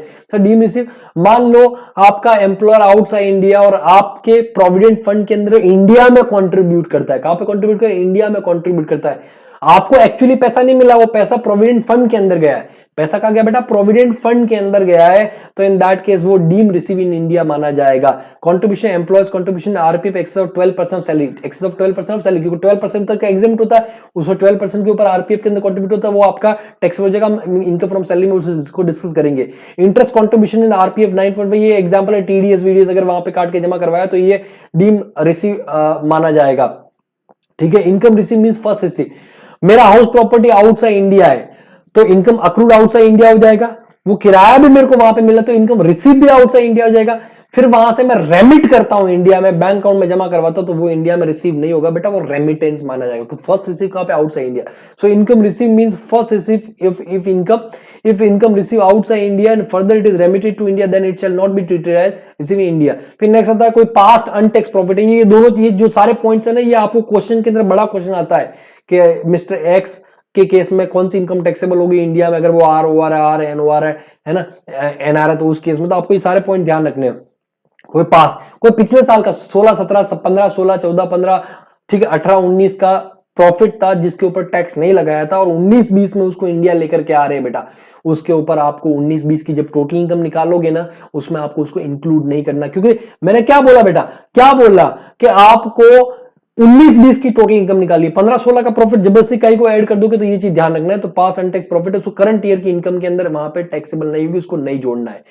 उसके बाद में बेटा कौन सी टैक्सेबिलिटी कैसे होगी, टैक्सेबिलिटी तो सबसे पहले अगर आपका इंडियन इनकम है तो अगर आर ओ आर है तो यस इंडिया में टैक्सेबल हो जाएगा, doesn't matter, R N O R है तो भी टैक्सेबल है क्योंकि इंडियन इनकम है, नॉन रेसिडेंट तो भी इंडिया में टैक्सेबल हो जाएगा। इनकम इंडियन इनकम है तो चाहे एसएससी कोई भी हो, कोई फर्क नहीं पड़ता। फिर आता बेटा फॉरेन इनकम, फॉरेन इनकम को 3 कैटेगरी में डिवाइड किया। पहला from business which is control from India, Mukesh Ambani ने पाकिस्तान में पीओ खोल दिया, लोग रिचार्ज वहां करवा रहे हैं, सर्विसेज भी वहां पे दी जा रही है, तो मतलब वो आपकी कौन सी इनकम है, सर फॉरेन इनकम, क्योंकि accrued in Pakistan, received in Pakistan, accrued in Pakistan, received in Pakistan, but वो जो बिजनेस है ना वो कंट्रोल इंडिया से हो रहा है, तो इनकम तो फॉरेन है, income accrued in Pakistan, received in Pakistan, it is foreign income, लेकिन business Mukesh Ambani control India से कर रहा है, तो ऐसी फॉरेन इनकम जो बिजनेस कंट्रोल हो रहा है इंडिया से, तो अगर SSC Mukesh Ambani R O R है तो इंडिया में टैक्सेबल हो जाएगी वो फॉरेन इनकम पाकिस्तान वाली, अगर Mukesh Ambani R N O R है तो भी टैक्सेबल हो जाएगी, लेकिन मुकेश अंबानी नॉन रेसिडेंट है तो वो इंडिया में मुकेश अंबानी के लिए टैक्सेबल नहीं होगी। वैसे ही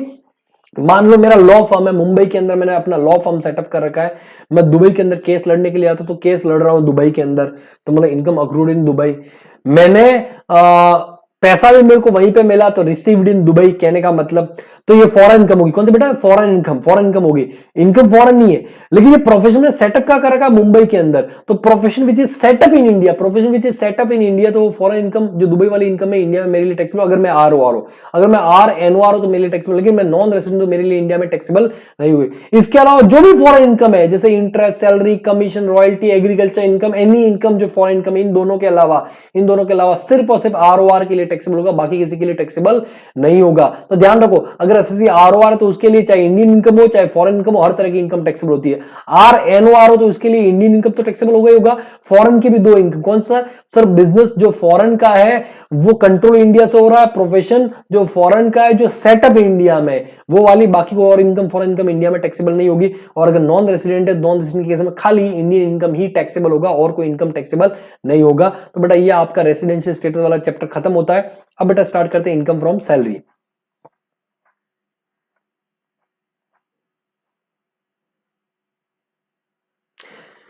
इनकम फ्रॉम सैलरी, बेटा इनकम फ्रॉम सैलरी मैं आपको बताता हूं, ठीक है। इनकम फ्रॉम सैलरी के अंदर चार्जिंग सेक्शन 15 बोलता है कि there must be employer employ relationship. ध्यान रखना, employer employ relationship the most important. ये रिश्ता क्या कहलाता है, ये रिश्ता कहलाता है एम्प्लॉयर एम्प्लॉय रिलेशनशिप या मास्टर सर्वेंट रिलेशनशिप।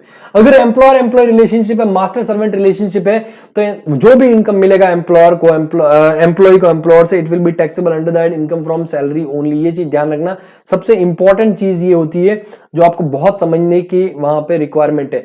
तो इनकम फ्रॉम सैलरी के अंदर बेटा सबसे पहले आपका ये कि मास्टर सर्वेंट रिलेशनशिप होना चाहिए। तो जो कुछ भी मिलेगा, जो कुछ भी एम्प्लॉयर से मिलेगा, it will be taxable under the income from salary, चाहे बोनस हो, कमीशन, एनीथिंग, गिफ्ट मिले, कुछ भी मिले, ठीक है। इनकम इवन शादी के ऊपर जो गिफ्ट मिलेगा, it will be taxable under the income from salary. अब बेटा बात समझो कि सर कौन कौन सी इनकम है, तो ये बापजी आप पेंशन लवर, ठीक है। Basic salary, B for allowance, A for P for provident fund, G for gratuity, A for advance salary, arrest salary, bonus commission, P for perquisites. ये कीवर्ड है, बापजी आप पेंशन लवर क्या बेटा, कीवर्ड है, ताकि आपको ध्यान रहे। Pension, leave salary, voluntary retirement compensation, retirement, ये सब मिला के बनता है ग्रॉस सैलरी। बेटा क्या मिलता है, ग्रॉस सैलरी बनता है सब मिला करके, ठीक है। हम सब डिटेल में वहां पे एक बार डिस्कस करेंगे। फिर इसमें डिडक्शन मिलता है अंडर सेक्शन 16 के अंदर, प्रोफेशनल टैक्स का डिडक्शन मिल जाएगा, पीटी जो एम्प्लॉयमेंट टैक्स भी बोल सकते हो, एंटरटेनमेंट अलाउंस जो सिर्फ गवर्नमेंट एम्प्लॉइज को डिडक्शन मिलता है, और स्टैंडर्ड डिडक्शन मिलेगा सर जो भी ग्रॉस सैलरी है वो वाला अमाउंट, मान लो ये 40,000 और 50,000 विच एवर इज लोअर, तो 40,000 का डिडक्शन मिलेगा। अगर ये 40 है तो ये आपका 40 ही मैक्सिमम डिडक्शन मिलेगा, ध्यान रखना। ये अगर 1 लाख है तो मैक्सिमम 50,000 का डिडक्शन मिलेगा, तो विच एवर इज लोअर, ये चीज ध्यान रखना। अमेंडमेंट है फाइनेंस एक्ट 2019 का, क्योंकि पहले ये 40,000 था, अभी बढ़ा कितना कर दिया था, ये 50,000 कर लिया है, ठीक है। तो ये 3 डिडक्शन मिलते हैं ग्रॉस सैलरी के अंदर, एक प्रोफेशन टैक्स या पीटी या एम्प्लॉयमेंट टैक्स बोल सकते हैं, दूसरा एंटरटेनमेंट अलाउंस जो सिर्फ गवर्नमेंट एम्प्लॉइज को ही मिलता है, ध्यान रखना। तो ये इस तरह से इनकम फ्रॉम सैलरी आ जाएगा, वो आप टोटल इनकम में ले जाओगे तो फिर उसके ऊपर टैक्स निकालना है, ठीक है। एमपी एमएलए को जो सैलरी अलाउंस मिलता है वो इनकम फ्रॉम अदर्स में जाएगा, क्योंकि they are not employees of government. दूसरा, अगर वर्किंग पार्टनर को सैलरी मिलता है तो वो पीजीपी में जाएगा, क्योंकि वो बिजनेस कर रहा है, ठीक है। सैलरी अलाउंसेस किसको मिलता है, यूएनए को एम्प्लॉय को मिलता है, तो एम एग्जेम्प्ट होते हैं टैक्स से। सुप्रीम कोर्ट के, हाई कोर्ट के जजेस को अलाउंसेस मिलते हैं, सैलरी नहीं, अलाउंस, यूएनए को सैलरी अलाउंस दोनों, और सुप्रीम कोर्ट हाई कोर्ट के जज को अगर वहां पे अलाउंसेस मिलते हैं बेटा क्या हो जाएगा, एग्जेम्प्ट हो जाएंगे। एनी किसी लेक्चरर को अगर किसी कॉलेज से पैसा मिल रहा है, कॉपीज वो भी चेक कर लेते इनकम फ्रॉम सैलरी, क्योंकि उस कॉलेज का वो क्या है, लेक्चरर है, एम्प्लॉय है। लेकिन यूनिवर्सिटी से वही पैसा मिल रहा है तो यूनिवर्सिटी का employ income from other sources में चला जाएगा। ठीक है, सैलरी अगर किसी एम्प्लॉय डायरेक्टर को मिला है तो बेटा वो आपका इनकम फ्रॉम सैलरी में जाएगा, otherwise income from other sources में जाएगा। जब कभी भी ध्यान रखना, basic salary basically main component है। जब कभी आपको क्वेश्चन में दे रखा है कि नेट बेसिक सैलरी, क्या दे रखा है, नेट, कि इस तरीके से ये बेसिक सैलरी था उसमें ये सारी चीजें लेस कर दी, तो आपको उसको ग्रॉसअप करना पड़ेगा। क्या करना पड़ेगा, ग्रॉसअप करके ये वाला अमाउंट बाबजिया पेंशन लवर मेन स्टेटमेंट में ये वाला ग्रॉस अमाउंट लेना पड़ेगा। ध्यान रखना, ध्यान रखना। अभी अलाउंसेस, अलाउंसेस बेटा एक होता है फुल्ली एग्जाम, सबसे पहले हम डिस्कस करते हैं फुल्ली एग्जाम। तो फुल्ली एग्जाम कौन कौन से सर, एक तो जो यूएन एम्प्लॉइज के अलाउंसेस होते हैं, ठीक है, हाई कोर्ट सुप्रीम कोर्ट के जजेस के जो अलाउंसेस होते हैं वो फुल्ली एग्जाम होते हैं। दूसरा जो गवर्नमेंट एम्प्लॉय, थोड़ी देर पहले मैंने बताया था, जो फॉरेन के अंदर अपनी सर्विसेज दे रहा है, जो फॉरेन के अंदर अपनी सर्विस दे रहा है, allowances of government employees of India posted outside India, उनके भी अलाउंसेस क्या होता है, फुल्ली एग्जाम। अलाउंसेस की बात हो रही है, ठीक है। Partly exam partly taxable discuss करते हैं हम ये वाले वहां पे, ठीक है। कुछ ऐसे बाकी जो है वो आपका fully taxable, DA, tiffin allowance, city compulsory, देख लेना, ये सारे के सारे फुली टैक्सेबल हो जाएंगे। अब पार्टली एग्जाम पार्टली टैक्सेबल पे आ जाते हैं। सर क्या पार्टली एग्जाम पार्टली टैक्सेबल है? अच्छा ध्यान रखना कि ट्रांसपोर्ट अलाउंस जो था, अगर हैंडीकैप एम्प्लॉय है तो उसके लिए 3200 रुपए तक एग्जाम होता है, बाकी के लिए क्या हो जाएगा आपका टैक्सेबल, फुली टैक्सेबल हो जाएगा, ठीक है। अब देखो पार्टली एग्जाम पार्टली टैक्सेबल में सबसे पहला आता है अदर अलाउंस, अदर अलाउंसेस, ठीक है, कि कुछ ऐसे अलाउंसेस है जो एक लिमिट तक आपका एग्जेम्प्ट हो गए, बाकी आपका क्या हो जाएगा, टैक्सेबल हो जाएगा। तो मैं इसका एक छोटा सा कहानी सुना करके कहानी खत्म करता हूं कि भाई एक चिल्ड्रन है, क्या है बेटा, चिल्ड्रन चिल्ड्रन चिल्ड्रन चिल्ड्रन, ठीक है। ले लेते हैं अपना गोलू गोलू गोलू, ठीक है, गोलू छोटू गोलू छोटू गोलू छोटू से बोलते, गोलू छोटू बोलते हैं वहां पे। गोलू छोटू अपने माँ बाप का 2 चिल्ड्रन है, माँ बाप क्या है, 2 चिल्ड्रन है। तो वो बेटा हॉस्टल में रहता है, हॉस्टल में रहने का वो 300 रुपीज पर मंथ पे करता है। 300 रुपीज क्या पे करता है, पर मंथ पे करता है।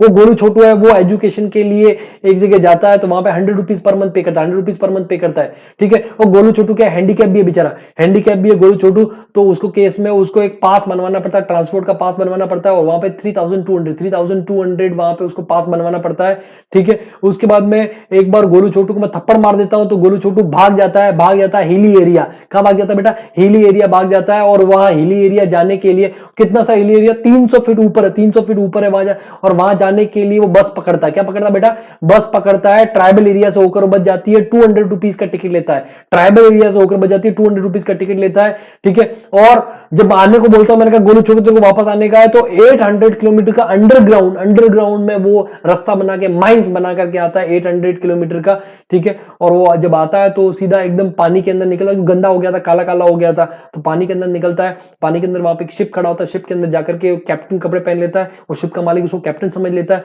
तो बोलता है ठीक है बेटा, आज से तेरी 10,000 पर मंथ सैलरी डिसाइड होती है और उसका 70% तू मुझे देना पड़ेगा, 70% तू मुझे देना पड़ेगा, ठीक है। ये सारे केस में आप देखो। अच्छा उसके अलावा गोलू छोटू को बोलता है कि ठीक है तेरे को कन्वेंस वगैरह में दूंगा, क्लासेस जाने के लिए ट्रैवलिंग अलाउंस भी दूंगा मैं तेरे को, हेल्पर अलाउंस भी दूंगा, डेली अलाउंस भी दूंगा, यूनिफॉर्म भी दूंगा, रिसर्च भी दूंगा, अगर तेरा ट्रांसफर होता है तो वो भी मैं तेरे को पैसा दूंगा, ये सारे के सारे अलाउंस।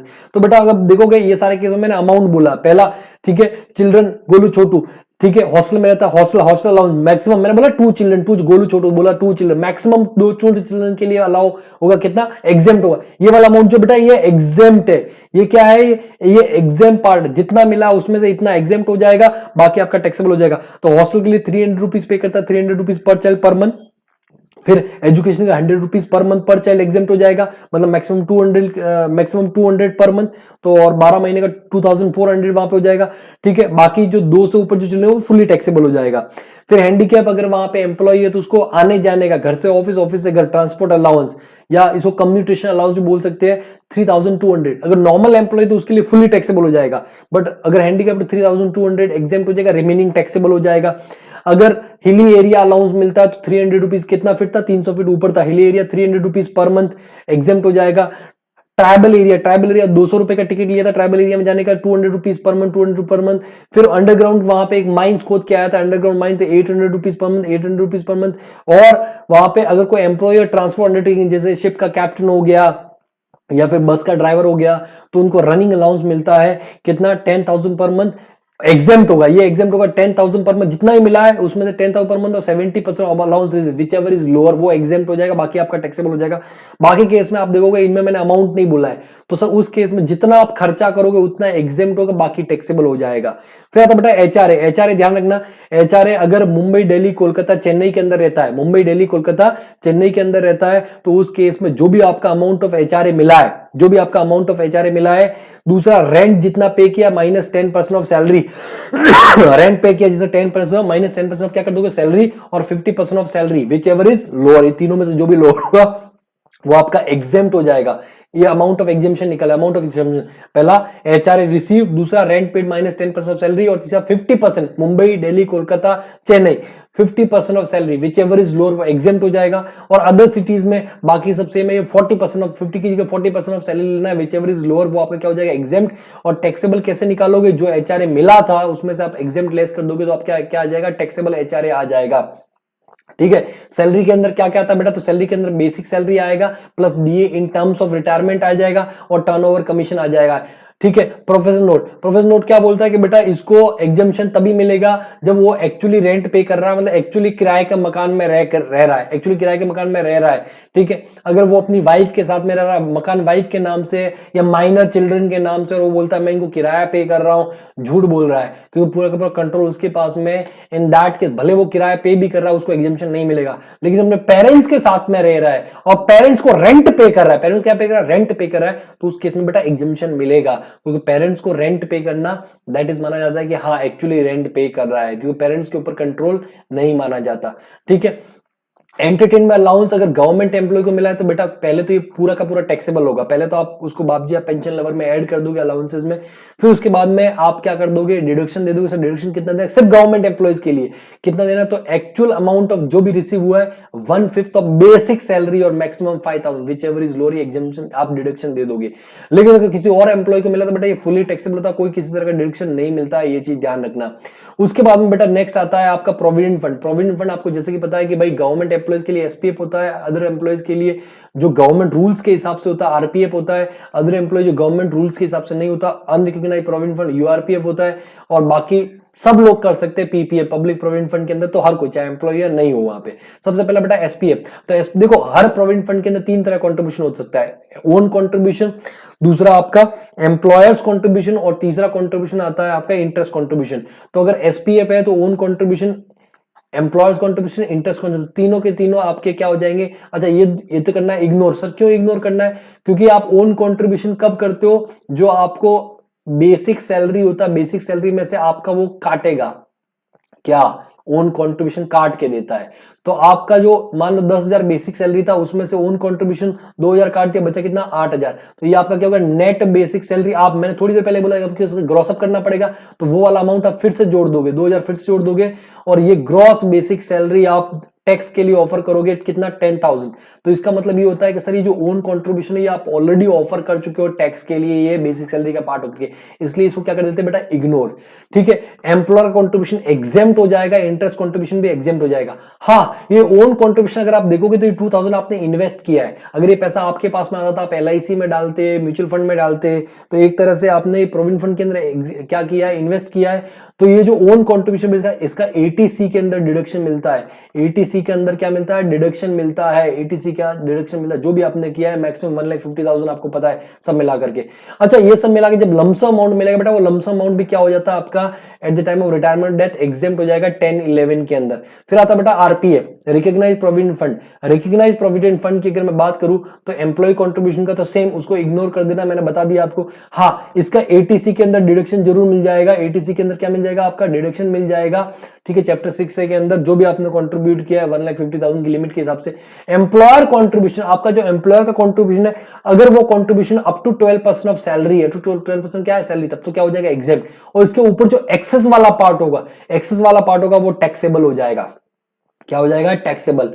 ठीक है, और इंटरेस्ट का कंट्रीब्यूशन में up to 9.5% of total contribution तो हो जाएगा एग्जेम्प्ट, उसके ऊपर वाला जो पार्ट होगा वो क्या हो जाएगा टैक्सेबल, और जो भी लमसम अमाउंट मिलेगा बेटा, जो भी लमसम अमाउंट मिलेगा वो आपका एग्जेम्प्ट होगा 10-12 के अंदर eight the time of retirement और डेथ, प्रोवाइडेड आपने मिनिमम 5 इयर्स का जॉब कंप्लीट किया है, मिनिमम मतलब 5 साल के अंदर आप विड्रॉ करोगे, विद इन 5 इयर्स विड्रॉ करोगे तो फिर आपका एग्जाम नहीं होगा, फिर ये टैक्सेबल होगा।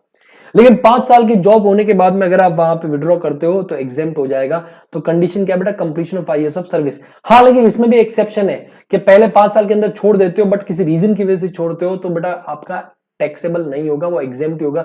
सर क्या है, employee left the job due to ill health और अनकंट्रोलेबल सिचुएशन, सीधी सी बात है, उसके हाथ में नहीं है, 1 साल में भी छोड़ना पड़ सकता है। या फिर एम्प्लॉय का ऑर्गेनाइजेशन ही बंद हो गया है, उसकी क्या गलती यार, ठीक है। या तीसरा, एम्प्लॉय ने क्या किया कि जो एम्प्लॉय एक रिलायंस से जॉब छोड़ा, वहां पे जो भी प्रोविडेंट फंड के अंदर एक्यूमुलेटेड अमाउंट था वो ले जाके अडानी में जॉब ज्वाइन किया, उसके प्रोविडेंट फंड में डाल दिया, विड्रॉ नहीं करके दूसरे फंड के अंदर वहां पे डाल दिया, तो भी बेटा वो एग्जेम्प्ट हो जाएगा। भले 5 साल के अंदर करा, 5 साल बाद में तो कुछ भी करो, डजंट मैटर, कोई फर्क नहीं पड़ता। अब बेटा देखा कि exam up to 12% of salary, जो एम्प्लॉयर का कंट्रीब्यूशन है, तो सैलरी के अंदर क्या क्या आएगा, तो basic salary, DA in terms and turnover commission, यही चीज आएगा। फिक्स कमीशन नहीं, टर्नओवर कमीशन आता है। फिर तीसरा आता है बेटा यूआरपीएफ, अनरिकॉग्नाइज्ड प्रोविडेंट फंड, ये गवर्नमेंट के रूल्स के अगेंस्ट जाकर के आप कंट्रीब्यूट कर रहे हो, तो पहले एक बार सब कुछ इग्नोर कर दो, एग्जाम्प्ट नहीं, इग्नोर कर दो। एम्प्लॉयर कंट्रीब्यूशन तो वैसे भी इग्नोर हो जाएगा, एम्प्लॉयर ये भी, एम्प्लॉयर और इंटरेस्ट भी ये भी इग्नोर हो जाएगा। अच्छा ये सर एटीसी में डिडक्शन मिल जाएगा, ना मुन्ना ना, no deduction in ATC, URPF का नहीं मिलेगा, आप अगेंस्ट द गवर्नमेंट रूल कर रहे हो तो आपको एटीसी में डिडक्शन नहीं मिलेगा ओन कंट्रीब्यूशन का, ठीक है। जो लमसम अमाउंट मिलेगा बेटा, लमसम अमाउंट का ध्यान रखना, लमसम अमाउंट को आपको 4 कैटेगरीज में डिवाइड करना है, ठीक है। पहला कौन सा, एम्प्लॉय कंट्रीब्यूशन, जो खुद का कंट्रीब्यूशन, तो वो तो आपका इग्नोर हो जाएगा, क्योंकि ऑलरेडी आप बेसिक सैलरी के साथ में जब जब कंट्रीब्यूट करते हो तो बेसिक सैलरी के साथ में आप उसको टैक्स के लिए ऑफर कर सकते हो, मैं थोड़ी देर पहले बताया, ठीक है। एम्प्लॉय कंट्रीब्यूशन के ऊपर इंटरेस्ट, तो मान लो मेरे पास पैसा आता, मैं एफडी में जमा करवाता, मेरे को वहां पे इंटरेस्ट मिलता, वो इनकम फ्रॉम अदर सोर्सेज होता। मेरे पास पैसा आता, मैं किसी को लोन देता, इंटरेस्ट मिलता, इनकम फ्रॉम अदर सोर्सेज होता। मेरे पास पैसा आता, मैं कहीं और इन्वेस्ट करता, शेयर्स में इन्वेस्ट करता, डिविडेंड मिलता, इनकम फ्रॉम अदर सोर्सेज होता, ठीक है। तो बेटा क्या हो जाएगा, वो आपका taxable as income from other sources, अगर मेरे कॉन्ट्रीब्यूशन के ऊपर इंटरेस्ट मिल रहा है, इनकम फ्रॉम अदर सोर्सेज। बाकी जो एम्प्लॉयर कंट्रीब्यूशन है और दूसरा interest on employer contribution, employer contribution वाला शेयर और इंटरेस्ट ऑन एम्प्लॉयर कंट्रीब्यूशन वाला शेयर, ये ओनली बिकॉज ऑफ कंट्रीब्यूशन इसलिए हो रहा है, ये मेरा सेविंग्स में से नहीं जा रहा है, ये तो मेरे एम्प्लॉयर ने किया था, उसके ऊपर इंटरेस्ट मिल रहा है, तो ये दोनों इनकम फ्रॉम सैलरी में टैक्सेबल हो जाएगा, ध्यान रखना। ये इनकम फ्रॉम अदर सोर्सेज, ये दोनों को दोनों कहां पे आपका इनकम फ्रॉम सैलरी के अंदर जाएगा। फिर पब्लिक प्रोविडेंट फंड बेटा कोई भी कर सकता है, कोई भी कर सकता है, तो ये ओन कंट्रीब्यूशन होता है, इसको इग्नोर करो, एटीसी में डिडक्शन मिलेगा, एटीसी में, क्योंकि देखो मेरे पास मेरी बेसिक सैलरी आई, वो सेविंग में से मैं एफडी में इन्वेस्ट करूं, पीपीएफ में इन्वेस्ट करूं, कहीं भी इन्वेस्ट करूं, तो ऑलरेडी मैं टैक्स तो दे चुका हूं उसके ऊपर, तो इन दैट केस वो इन्वेस्टमेंट है, तो एटीसी का मेरे को डिडक्शन मिल जाएगा, ठीक है। जब कंट्रीब्यूट करोगे तो आपको कुछ नहीं करने की जरूरत नहीं, लमसम अमाउंट भी आपका एग्जेम्प्ट हो जाएगा 10-11 के अंदर, जी हाँ 10-11 के अंदर क्या हो जाएगा, एग्जेम्प्ट हो जाएगा। चलो तो ये था आपका प्रोविडेंट फंड, ठीक है, यूआरपीएफ। उसके बाद में आता है बेटा ग्रेचुटी, क्या आता है बेटा, ग्रेचुटी, ग्रेचुटी आता है, ग्रेचुटी है ना, हाँ ग्रेचुटी।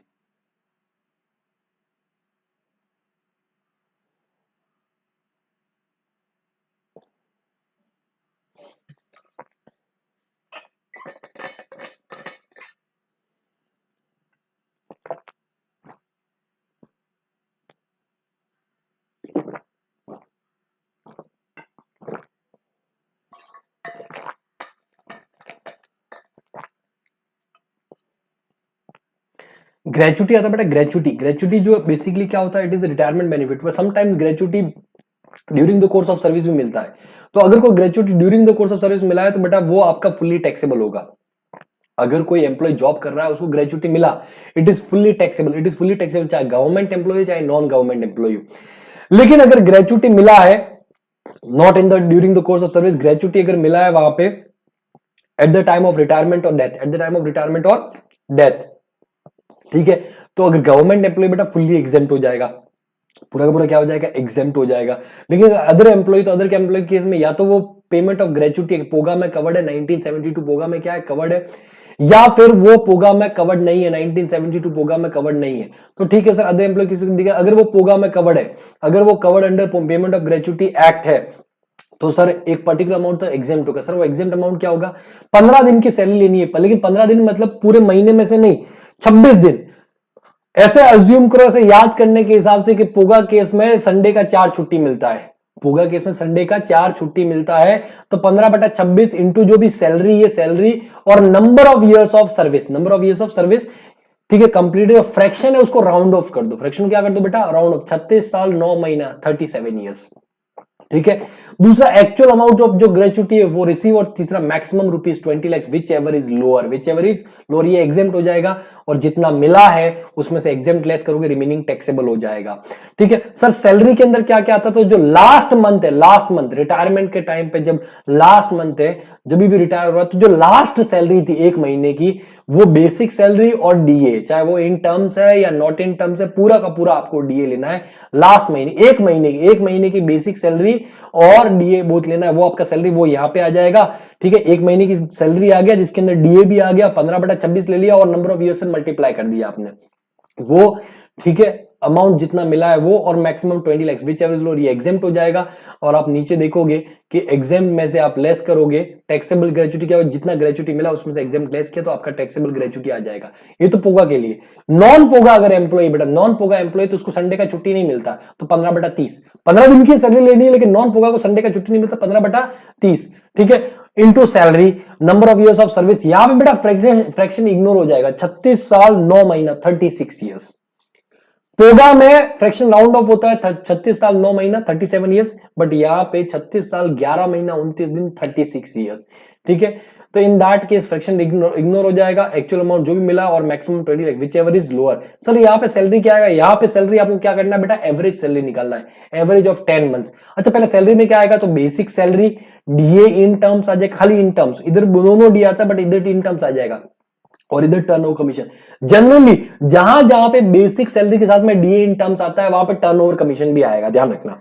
यहां पे देखो, यहां पे डीए इन टर्म्स नहीं है, मतलब टर्नओवर कमीशन नहीं है, तो चाहे वो आपका एचआरए हो, चाहे प्रोविडेंट फंड आरपीएफ हो, चाहे ये पोगा वाला हो, चाहे और भी लीव कंसेशन वाला आएगा, जो लीव कंसेशन क्या बोलते हैं उसको, लीव सैलरी वाला आएगा, सारे केस में जहां जहां पे भी in terms, DA in terms आता तो वहां पे आपका टर्नओवर कमीशन भी आ जाता है, ये चीज ध्यान रखना। ये बेटा सारा आपको लास्ट 10 मंथ्स का लेना है, लास्ट 10 मंथ ऑफ रिटायरमेंट के पहले, मंथ ऑफ रिटायरमेंट इंक्लूड नहीं करना बेटा, ध्यान रखना। मंथ ऑफ, मान लो दिसंबर में रिटायर हुआ है तो दिसंबर नहीं करना है, नवंबर अक्टूबर जो भी मतलब है, नवंबर अक्टूबर सितंबर अगस्त जो भी है वो, ये इस जो रिटायरमेंट का साल है वो मंथ उसको इग्नोर कर दो आप। तो salary average of last 10 months excluding the month of retirement. तो आप पिछले 10 महीने का आप बेसिक सैलरी ले लो, पिछले 10 महीने का आप डीए ले लो इन टर्म्स, पिछले 10 महीने का टर्नओवर कमीशन ले लो जो परसेंटेज बेस्ड है, फिक्स नहीं, ये तीनों लेकर के ऐड कर दो, 10 महीने का सब आप ले लो, ऐड करो, डिवाइड बाय 10 कर दो तो एवरेज आ जाएगा।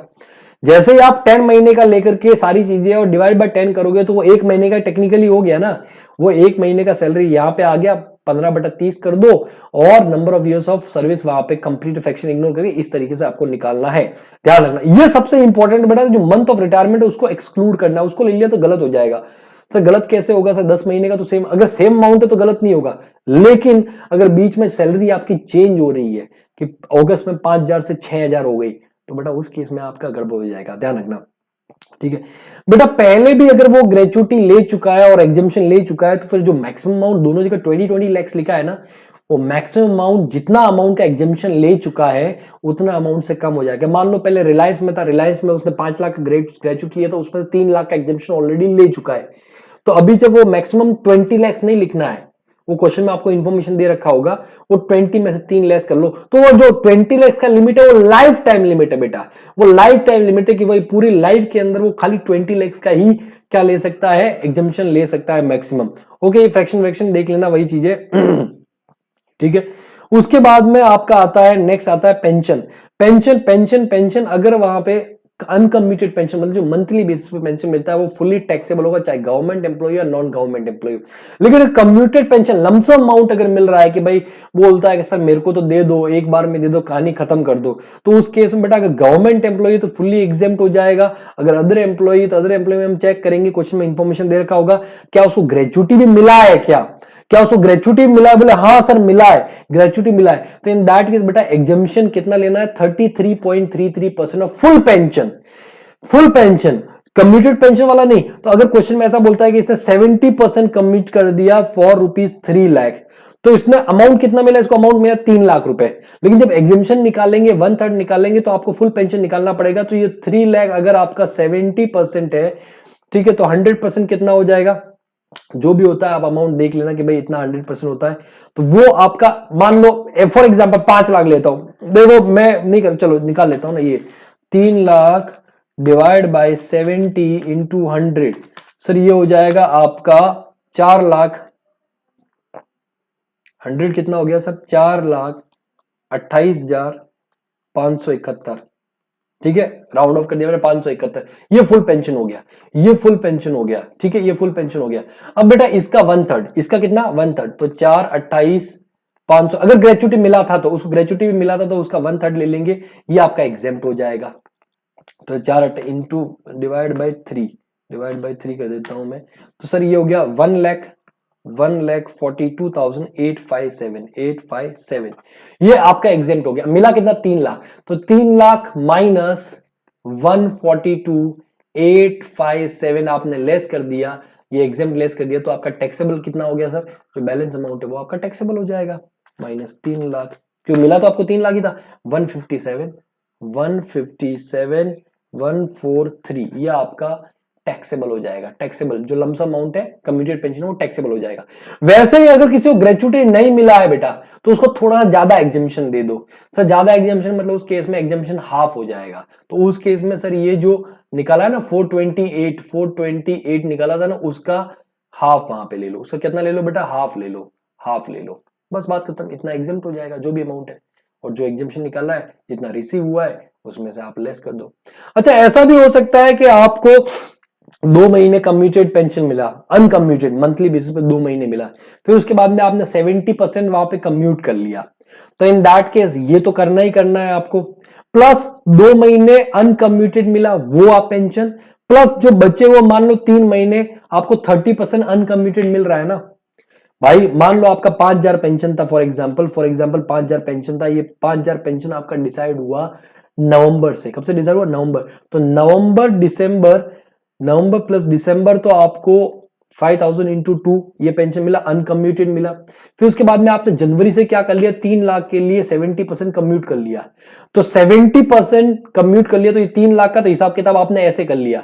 लेकिन जैन, फेब और मार्च के लिए आपको 5,000 इंटू 30% भी तो मिलेगा, आपने 70% ही कम्यूट किया, रिमेनिंग 30% तो अभी भी अनकम्यूटेड है, तो 1,500 प्लस 1,500 तो अनकम्यूटेड ये भी तो मिलेगा, तो ये कितना 10,000 और ये कितना 14,500 आपका अनकम्यूटेड पेंशन जो कि फुली टैक्सेबल है, 10 प्लस ये 4,500, तो ये तो फुली टैक्सेबल होगा। और जो बचा हुआ ये वाला पार्ट जो है ना, ये वाला एग्जेम्प्ट के बाद में ये, तो ये और ये मिला करके 157, 143 और 14,500 ये आपका क्या हो जाएगा, टैक्सेबल पेंशन हो जाएगा। तो ऐसा भी हो सकता है अगर वो पेंशन मिल रहा है ये देखो commuted pension received amount exempt, pension receive bye employees of UNO will be exempt, वो आपको पहले ही बता दिया था, कमिटेड है या अनकमिटेड डजंट मैटर।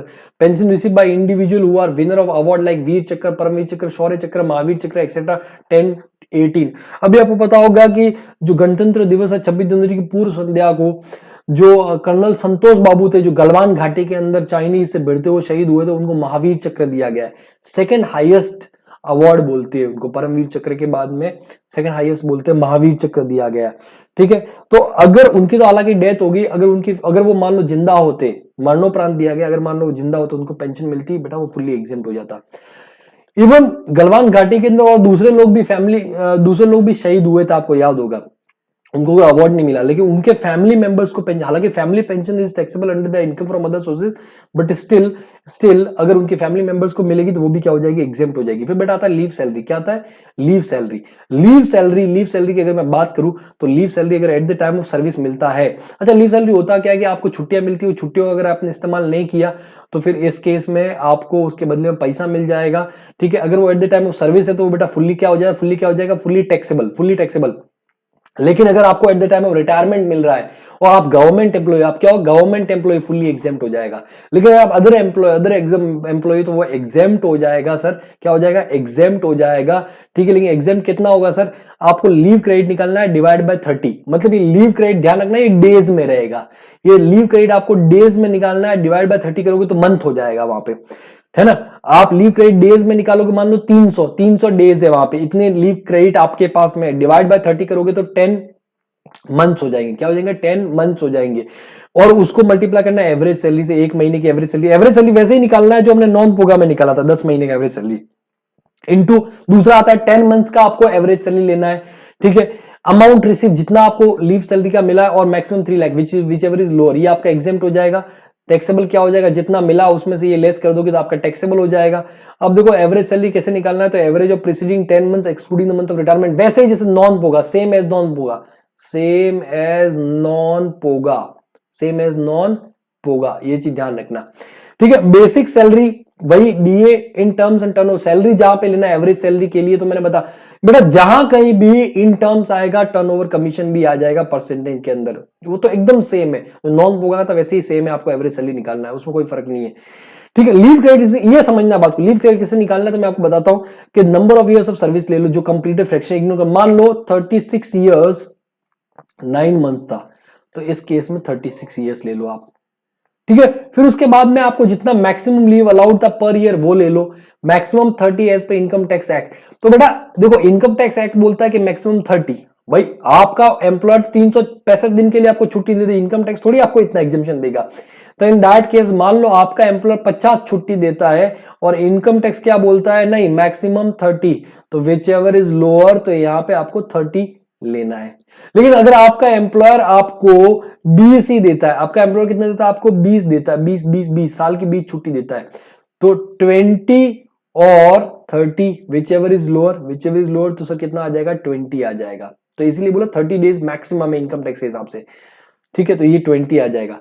सपोज ऐसी सिचुएशन है कि आपका एम्प्लॉयर 20 छुट्टी देता है और मैक्सिमम वहां पे कितना है 30, तो आ गया 20। अभी आपको पूरी जिंदगी में पूरे एम्प्लॉयमेंट में कितनी छुट्टियां मिल गई, तो 36 और 20 को मल्टीप्लाई कर दो, 36 इंटू 20, 36 दूनी 72, 720 छुट्टी आपको मिली थी।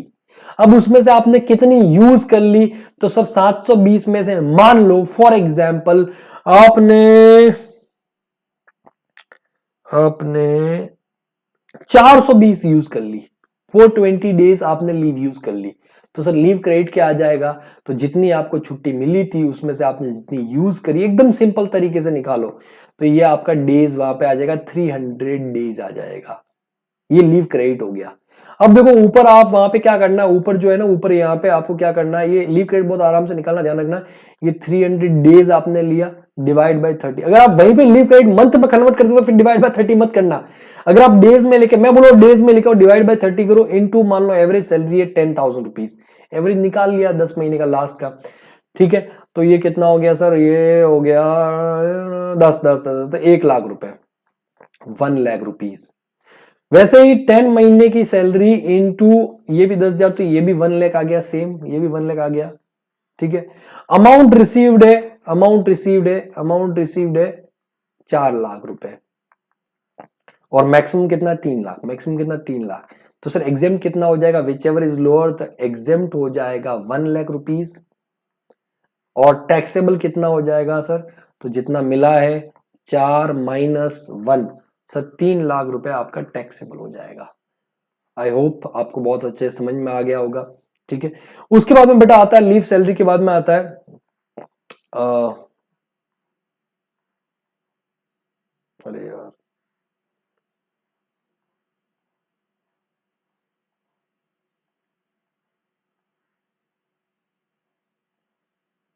वॉलंटरी रिटायरमेंट कंपनसेशन वगैरह देख लेना, इतना इंपॉर्टेंट नहीं है, बट आप एक बार देख लो, रिटायरमेंट कंपनसेशन देख लेना, ठीक है, just go through. Advance salary, areas of salary वगैरह ठीक है कि भाई एडवांस सैलरी मिलता है, it is basically salary only, तो टैक्सेबल हो जाएगा जब मिलेगा, जब मिलेगा तब टैक्सेबल हो जाएगा, ठीक है। अरियर्स ऑफ सैलरी मतलब किसी डिस्प्यूट की वजह से नहीं मिला है, बाद में जब मिलेगा तब टैक्सेबल हो जाएगा। बोनस कमीशन, अगर बोनस डिक्लेयर कर रखा है, खाली डिक्लेयर कर रखा है, वादा कर रखा है, वादा तो टूट जाता है तब टैक्सेबल नहीं होगा, लेकिन अगर रिसीव्ड है तो टैक्सेबल हो जाएगा। कमीशन भी अगर फिक्स्ड है तो भी टैक्सेबल होगा, टर्नओवर है तो भी टैक्सेबल हो जाएगा, ठीक है, अगर मिला है तो। फिर नेक्स्ट आता है बेटा पर्क्स, परक्यूजिट्स, परक्यूजिट्स, परक्यूजिट्स अगर वहां पे है, परक्यूजिट्स बेसिकली एक होता है मॉनेटरी, दूसरा होता है नॉन मॉनेटरी, ध्यान रखना, ठीक है। अच्छा परक्यूजिट अलाउंस में क्या डिफरेंस है, अलाउंस बेसिकली आपको मिलेगा ही मिलेगा, खर्चा करो डजंट मैटर, कोई फर्क नहीं पड़ता है करो ना करो, ठीक है। जबकि परक्यूजिट जो होते हैं बेटा वो आपको खर्चा करोगे तभी मिलेगा, या तो रीइंबर्समेंट मिलेगा या फैसिलिटी मिलेगा, ठीक है। तो परक्यूजिट के अंदर सबसे पहला आता है medical facility. It is very important. अगर मेडिकल फैसिलिटी मिल रहा है, facility for treatment, not mediclaim नहीं, अगर आपका एम्प्लॉयर आपके लिए मेडिक्लेम पे कर रहा है तो वो तो एग्जेम्प्ट है। वो क्या बेटा, फुल्ली एग्जेम्प्ट। अगर आपका एम्प्लॉयर आपके लिए मेडिक्लेम पे कर रहा है, that is fully exempt, fully exempt, fully exempt. लेकिन अगर आपका एम्प्लॉयर आपके लिए मेडिकल फैसिलिटी के, मान लो कोविड हो गया, क्या हो गया, कोविड हो गया, कोविड हो गया तो ऑब्वियसली इलाज करवा रहा है एम्प्लॉयर, इलाज करवा रहा है, कौन इलाज करवा रहा है, एम्प्लॉयर। तो अगर वो ट्रीटमेंट इंडिया में हो रहा है, कहां पे हो रहा है ट्रीटमेंट, इंडिया में हो रहा है, और वो एम्प्लॉयर के खुद के हॉस्पिटल में हो रहा है, जैसे आप रिलायंस के एम्प्लॉय हो तो रिलायंस खुद के हॉस्पिटल में हो रहा है, या किसी गवर्नमेंट रिकॉग्नाइज हॉस्पिटल के अंदर हो रहा है, तो जितना भी खर्चा किया जा रहा है, चाहे 1 लाख, 10 लाख, 6 लाख, कोविड के अंदर बहुत खर्चा हो रहा था, फुल्ली एग्जेम, चाहे पीपी किट का हो, कोई भी खर्चा क्यों ना हो, है ना, फुल्ली क्या हो जाएगा, एग्जेम्प्ट हो जाएगा। लेकिन किसी और नर्सिंग होम के अंदर आप भर्ती हो गए, अपने पास में कि यार कहाँ जाएंगे, उधर तो रिलायंस के हॉस्पिटल में कहाँ जाएंगे, या किसी गवर्नमेंट रिकॉग्नाइज हॉस्पिटल कहाँ जाएंगे, तो पास में नर्सिंग होम में भर्ती हो गए, वो रिकॉग्नाइज नहीं था, ऐसे ही देसी झोला छाप आदमी चला रहा था, और आपके एम्प्लॉयर ने 6 लाख रुपए खर्चा कर दिया, बेटा वो फुल्ली टैक्सेबल हो जाएगा आपके लिए, एम्प्लॉय के लिए फुल्ली क्या हो जाएगा, टैक्सेबल हो जाएगा। लेकिन मान लो इंडिया में ट्रीटमेंट हो ही नहीं रहा है, बोला सर कोविड का ट्रीटमेंट तो इंडिया के बाहर भी नहीं है, ठीक है, कैंसर ले लेते हैं कि भाई कैंसर से सुप सुप बोलो, सुबह सुबह भगवान का टाइम है, अरे ऐसा कुछ नहीं होगा, पात्रों घटना काल्पनिक है, वास्तविक जीवन से कोई संबंध नहीं है, अगर ऐसा पाया जाता है मात्र एक सहयोग माना जाए, वैसे ऐसा होगा नहीं। ओके बेटा, तो अगर ट्रीटमेंट आउटसाइड इंडिया हो रहा है, ट्रीटमेंट क्या हो रहा है बेटा, आउटसाइड इंडिया अगर ट्रीटमेंट हो रहा है, और मेडिकल ट्रीटमेंट के लिए अगर पैसा दिया जा रहा है, या स्टे रहने के लिए पैसा दिया जा रहा है, बेटा वो एग्जेम्प्ट हो जाएगा आरबीआई लिमिट तक। कितना, RBI limit. For example medical treatment के लिए, फॉर मेडिकल ट्रीटमेंट के लिए पैसा पेमेंट किया है 3 लाख रुपए, ठीक है, और आरबीआई जो लिमिट है वो बोलता है 2,50,000, तो 250 आपका एग्जेम्प्ट हो जाएगा, ये एग्जेम्प्ट हो जाएगा। बैलेंस कितना, 50,000 आपका टैक्सेबल हो जाएगा। वैसे ही स्टे, वहां रहने के लिए स्टे एक्सपेंसेस 2 लाख रुपए का रहने का खर्च आपका एम्प्लॉयर ने आपके लिए पे किया, आरबीआई लिमिट बोलता है 1 लाख रुपए, तो ये आपका 1 लाख एग्जेम्प्ट हो जाएगा, आरबीआई लिमिट तो क्या हो जाएगा, एग्जेम्प्ट, बैलेंस आपका क्या हो जाएगा, टैक्सेबल। तो सर टोटल आपको मिला 3, 2, 5, टैक्सेबल कितना हुआ, 1.5 लाख रुपए। आरबीआई लिमिट था एग्जाम, उसके ऊपर टैक्सेबल हो जाएगा। लेकिन बेटा ट्रैवलिंग एक्सपेंस है, ट्रैवलिंग एक्सपेंस, समझना बात को, ट्रैवलिंग एक्सपेंस, अच्छा याद ध्यान रखना, 1.5 लाख रुपए हो गया, ये चीज ध्यान रखना, ठीक है, ये 1.5 लाख हो गया। अभी ट्रैवलिंग एक्सपेंस है वो डिपेंड करता है कि अगर आपका gross total income GTI is up to ₹2 lakh, GTI अगर अप टू ₹2 लाख है, जीटीआई मतलब सारे हेड्स की इनकम मिला करके जीटीआई होता है, अगर वो अप टू 2 लाख है तब तो फुल्ली क्या हो जाएगा, जितना भी ट्रैवलिंग एक्सपेंस किया है वो फुल्ली क्या हो जाएगा, एग्जेम्प्ट हो जाएगा, क्या हो जाएगा, एग्जेम्प्ट हो जाएगा। अदरवाइज अगर 2 लाख से 1 रुपए भी ज्यादा हो गया, 2 लाख मतलब 5 रुपए 10 रुपए ज्यादा हो गया वहां पे, तो फुल्ली टैक्सेबल हो जाएगा। फॉर एग्जाम्पल मान लो ट्रैवलिंग एक्सपेंस है ₹80,000, इतना ट्रैवलिंग एक्सपेंस है आने जाने का फॉरेन का, ठीक है, और मान लो आपका जो बेसिक सैलरी है ना, बेसिक सैलरी एग्जैक्ट 50,000 है, पात्र घटना है काल्पनिक, वास्तविक जीवन से कोई संबंध नहीं है, तो बेटा आपका जीटीए, अच्छा उसके अलावा कोई आपका इनकम है ही नहीं, कोई इनकम नहीं है, तो इस केस में बेटा आपका जीटीए कितना हो जाएगा, उस केस में आपका जीटीए हो जाएगा 2 लाख रुपए। तो इन दैट केस ये फुल्ली क्या हो जाएगा, एग्जेम्प्ट हो जाएगा, ये फुल्ली एग्जेम्प्ट हो जाएगा, 80,000 फुल्ली एग्जेम्प्ट हो जाएगा। लेकिन मान लो आपका जो बेसिक सैलरी है ना, बेसिक सैलरी 51 लाख है, सॉरी 51,000 है, कितना सर, 51,000 है, तो सर 51,000 तो बेसिक सैलरी, और वो जो अलाउंस परक्यूजिट जो टैक्सेबल हो रहा है, तो सर ये कितना हो गया, 2,01,000, तो वो जोड़ने से पहले आप बाकी इनकम देख लो, तो सर ये आपका जीटीए 2 लाख को क्रॉस कर गया, तो इन दैट केस बेटा ये फुल्ली क्या हो जाएगा, टैक्सेबल, फुल्ली टैक्सेबल। इस केस में ये 80,000 और जुड़ जाएगा, ठीक है, ये चीज ध्यान रखना आपको। अब बेटा आता है इंपॉर्टेंट बात ये होती है कि बेनिफिट किस किस को मिलेगा, तो बेनिफिट बेसिकली जो मिलेगा वो एम्प्लॉय खुद के लिए, जो दिल में बसता है स्पाउस के लिए, ठीक है, पेरेंट्स सर का ताज होते हैं उनके लिए, बच्चे पांव की धूल होते हैं उनके लिए, ठीक है, भाई बहन राखी बांधती है और भाई क्या होता है, लेफ्ट हैंड होता है। तो medical facility in India outside India is exempt only if patient is employee और स्पाउस और चिल्ड्रन और डिपेंडेंट पेरेंट्स और dependent brothers, parents and brothers dependent होने चाहिए एम्प्लॉय के ऊपर, ठीक है।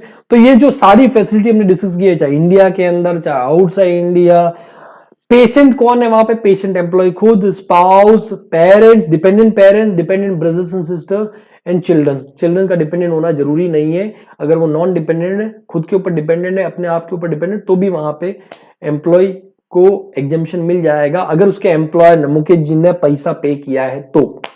लेकिन चाचा का इलाज करवाया है तो चाचा के इलाज करवाया, मुकेश जी ने पैसा दे, मुकेश जी ने बोला यार तेरे चाचा में इमोशनल हो गया, चल पैसा ले ले 2 लाख रुपए, वो फुल्ली टैक्सेबल हो जाएगा, वो फुल्ली टैक्सेबल हो जाएगा, ध्यान रखना।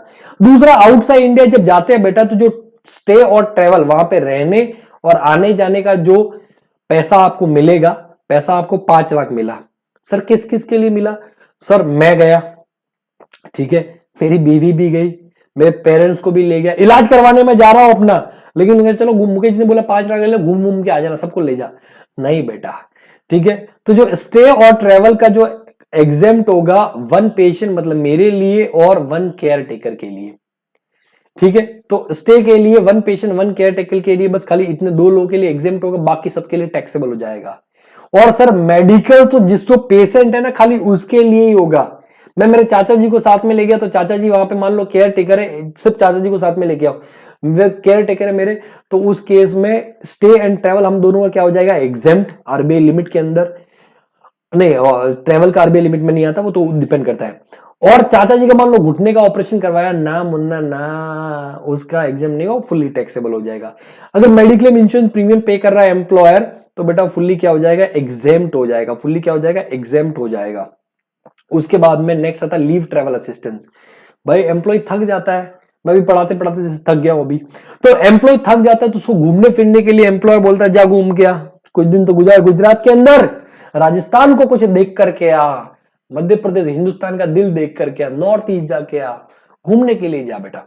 तो इंडिया में कहीं भी घूमने के लिए अगर एम्प्लॉयर अपने एम्प्लॉय को फैसिलिटी देता है, ठीक है, तो उस केस में जो जर्नी परफॉर्म की जा रही है वो एयर से की जा सकती है, रेलवे से की जा सकती है, या रिकॉग्नाइज पब्लिक ट्रांसपोर्ट से की जा सकती है, ठीक है।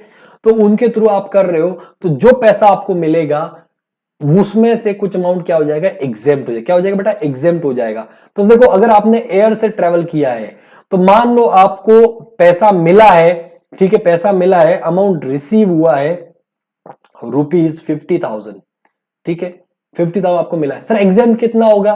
तो एग्जाम्प्ट होगा जो भी इकोनॉमिक क्लास का एयर का फेयर है, तो मान लो इकोनॉमिक क्लास का फेयर है 20,000, लेकिन आपने डिस्काउंट में, ऑफर में, पेटीएम कैशबैक लेकर के टिकट बुक कर दिया तो आपने 15,000 का ही खर्चा किया उस केस में, तो एग्जाम्प्ट हो जाएगा विच एवर इज लोअर।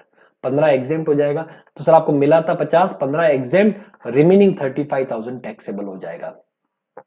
या फिर मान लो आपको पेमेंट किया 50,000 मुकेश जी ने, और आप बिजनेस क्लास में चले गए, बिजनेस क्लास कितने का? 35,000 का था सर, इकोनॉमी क्लास फेयर था आपका 20,000, तो आपने 35,000 का एक्चुअल खर्चा कर लिया, लेकिन इकोनॉमी क्लास फेयर कितना है? 20,000, तो विच एवर इज लोअर, तो 20,000 आपका एग्जेम्प्ट हो जाएगा बेटा, ठीक है, और रिमेनिंग 30,000 आपका क्या हो जाएगा? टैक्सेबल हो जाएगा।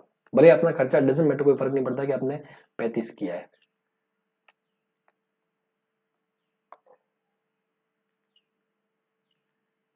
$30,000 समझा? अब बेटा अदर केस में अगर आप रेल फैसिलिटी यूज करते हो, अच्छा रेल फैसिलिटी यूज करते हो तो उस केस में आपको मिला 50, वही दिमाग में वही रखो, 50,000 मिला। फर्स्ट एसी का फेयर 10,000 है, फर्स्ट एसी का फेयर कितना मिला? 10,000, लेकिन आपने वो टिकट कम में बुक कर दिया, या मान लो फर्स्ट एसी का फेयर 10,000 है बट आपको एजेंट को पैसा देना पड़ा कि भाई 2,000 रुपए एजेंट को भी देना पड़ा, तो 12,000 आपने अमाउंट खर्चा किया, विच एवर इज लोअर, मतलब ये 10,000 एग्जेम्प्ट हो जाएगा। 10,000 क्या हो जाएगा बेटा? एग्जेम्प्ट हो जाएगा। और मान लो फर्स्ट एसी का फेयर 10,000 है, लेकिन किसी रीजन की वजह से आपको 8,000 ही लगा वहां पे, तो which ever is low 8,000 exempt हो जाएगा, बाकी जो रिमेनिंग है टैक्सेबल हो जाएगा।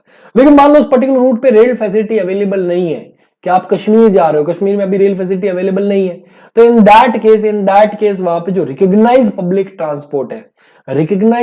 ट्रांसपोर्ट है उसके थ्रू जा रहे हो, कि आपने टूर्स एंड ट्रेवल्स के थ्रू या रोडवेज की बसेस वगैरह है उनके थ्रू जा रहे हो, जो रिकॉग्नाइज है, जो गवर्नमेंट से रिकॉग्नाइज है, तो उन केस में बेटा जो डिलक्स एसी का फेयर है वो मान लो 10,000 है और आपने खर्चा किया 12,000, तो which ever is lower 10,000 exempt हो जाएगा, 50 में से 10 एग्जेम्प्ट हो जाएगा, 40 टैक्सेबल हो जाएगा, ठीक है। लेकिन मान लो रिकॉग्नाइज पब्लिक ट्रांसपोर्ट अवेलेबल नहीं है, आरपीटी अवेलेबल नहीं है, तो उस पर्टिकुलर रूट पे अगर ट्रेन होती भाई, दूसरे रूट से भी तो अंदाजा लगा सकते हैं ना कि भाई ये पर्टिकुलर इतने किलोमीटर का होता है या यहां से यहां तक का इतना टिकट है, जो भी है। तो इन दैट के जो फर्स्ट एसी का फेयर है 10,000 और 8,000, जो भी आपने खर्चा किया विच एवर इज लोअर, जो भी एग्जेम्प्ट हो जाएगा, रिमेनिंग टैक्सेबल हो जाएगा। ये इस तरीके से आपको करना है। अभी जो बेटा लीव ट्रेवल असिस्टेंस है ना, वो किसके लिए मिल सकता है? एलटीए मिल सकता है खुद के लिए, एम्प्लॉय के लिए और उसकी फैमिली के अंदर वही जो दिल में बसता है, स्पाउस, चिल्ड्रन पाओ के धूल, ठीक है, डिपेंडेंट पेरेंट्स सर का ताज होते हैं, ब्रदर्स एंड सिस्टर, बहन राखी बांधती है, भाई अपना लेफ्ट हैंड होता है, लेकिन डिपेंडेंट, हाथ और सर डिपेंडेंट है अपने ऊपर, बाहों का डिपेंडेंट होना जरूरी नहीं है। दिल तो दिल होता है यार, कहने का मतलब, बराबर। तो उन लोगों के लिए फैसिलिटी मिल सकती है। अब बेटा यहाँ पे बोला गया कि आपको ब्लॉक में जर्नी करनी, मतलब 4 साल का एक ब्लॉक है, उसके अंदर आपको जर्नीज वहां पे मैक्सिमम 2 जर्नीज अलाउड है। आपका एम्प्लॉयर आपको हर साल भेजता है घूमने के लिए, अरे यार मस्त मजे कर, क्या इनकम टैक्स आपको 4 एग्जम्पशन नहीं देगा, आपको इनकम टैक्स वहां पे, क्योंकि 4-4 साल का ब्लॉक है, 4 साल के ब्लॉक में 2 जर्नी मैक्सिमम, तो आपका एम्प्लॉयर हर साल भेजे, मैक्सिमम 2 जर्नी के लिए एग्जम्पशन मिलेगा। ठीक है सर, ब्लॉक कहां से कहा? 2006। ठीक है, अभी करंट ब्लॉक जो चल रहा है ये वाला 1/1/2018 से 31/12/2022, इससे पहले 14 से 17, तो 14, 15, 16, 17, फिर 18, 19, 20, 21, अच्छा ये 21 होगा, सॉरी माय अलोपॉजी, ये कैलेंडर ईयर है ना, कैलेंडर ईयर है, 18, 19, 20, 21, 21, 21, 21 बराबर है, 2021 तक आपका ये ब्लॉक हो गया। तो एक ब्लॉक के अंदर 4 साल के अंदर 2 जर्नी मैक्सिमम एग्जम्पशन मिलेगा, ठीक है। आपका एम्प्लॉयर आपको 4 साल भेजा, 18 में भेजा, 19 में भेजा, 20 में भेजा, 21 में भेजा, नहीं, आपको एग्जम्पशन 2 जर्नीज के लिए मिलेगा, वो भी ऊपर लिमिट के हिसाब से, बाकी 2 जर्नी का जितना भी पैसा मिला, 2.5 लाख, मान लो 5 लाख मिला, फुल्ली टैक्सेबल वो पर्टिकुलर ईयर। मान लो आप 18-19 में एग्जम्पशन ले चुके हो, 18-19 में गए आपने एग्जम्पशन ले लिया ऊपर के हिसाब से, फिर 20 और 21 के अंदर जो 2 जर्नीज परफॉर्म किया आपने, जो पैसा मिला फुल्ली टैक्सेबल हो जाएगा, ध्यान रखना। लेकिन अगर कोई पिछले ब्लॉक में मान लो आपने एक ही जर्नी परफॉर्म की थी, कितनी जर्नी परफॉर्म की थी? एक जर्नी परफॉर्म की थी, तो उस केस में जो बैलेंस एक जर्नी है वो नेक्स्ट ईयर में आप ले सकते हो, मतलब नेक्स्ट ब्लॉक के अंदर आपको 3 जर्नीज का एग्जम्पशन मिलेगा। अगर यहां पे आपका पिछले ब्लॉक में आपने एक ही जर्नी परफॉर्म की थी, तो मैक्सिमम 2 जर्नी का एग्जम्पशन मिल सकता था, तो जो एक जर्नी का एग्जम्पशन है आप यहां पे ले सकते हो। मान लो अगले ब्लॉक में आप 4 जर्नीज करते हो, तो 3 जर्नीज का आपको एग्जम्पशन मिल जाएगा, प्रोवाइडेड वो जो बची हुई जर्नी जो कैरी फॉरवर्ड होकर जर्नी आ रही है, वो नेक्स्ट ईयर के आप पहले साल में ले लो। If exemption is not taken for the journey available in the block can be carried forward in the next block, but this journey should be perform in the first year of another block. मतलब 2018 के अंदर ही उसको पूरा कर लो, exemption ले लो, कोई दिक्कत नहीं है, फिर 2 जर्नी का एग्जम्पशन और मिलेगा आपको। Exemption will be available only if journey is performed that the employee has done the expenditure on journey।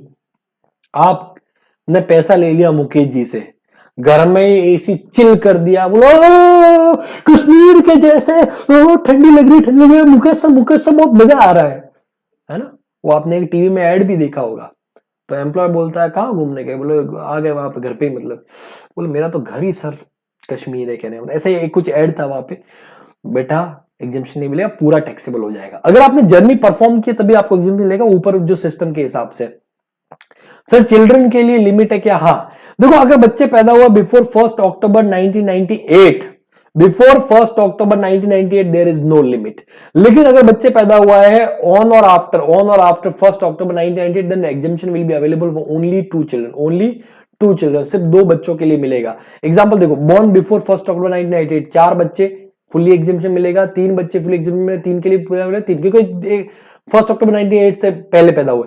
लेकिन बॉर्न आफ्टर 1 अक्टूबर 1998, तो मान लो इस केस में कुछ भी नहीं है, तो 4 के लिए मिल जाएगा जो पहले वाले हैं।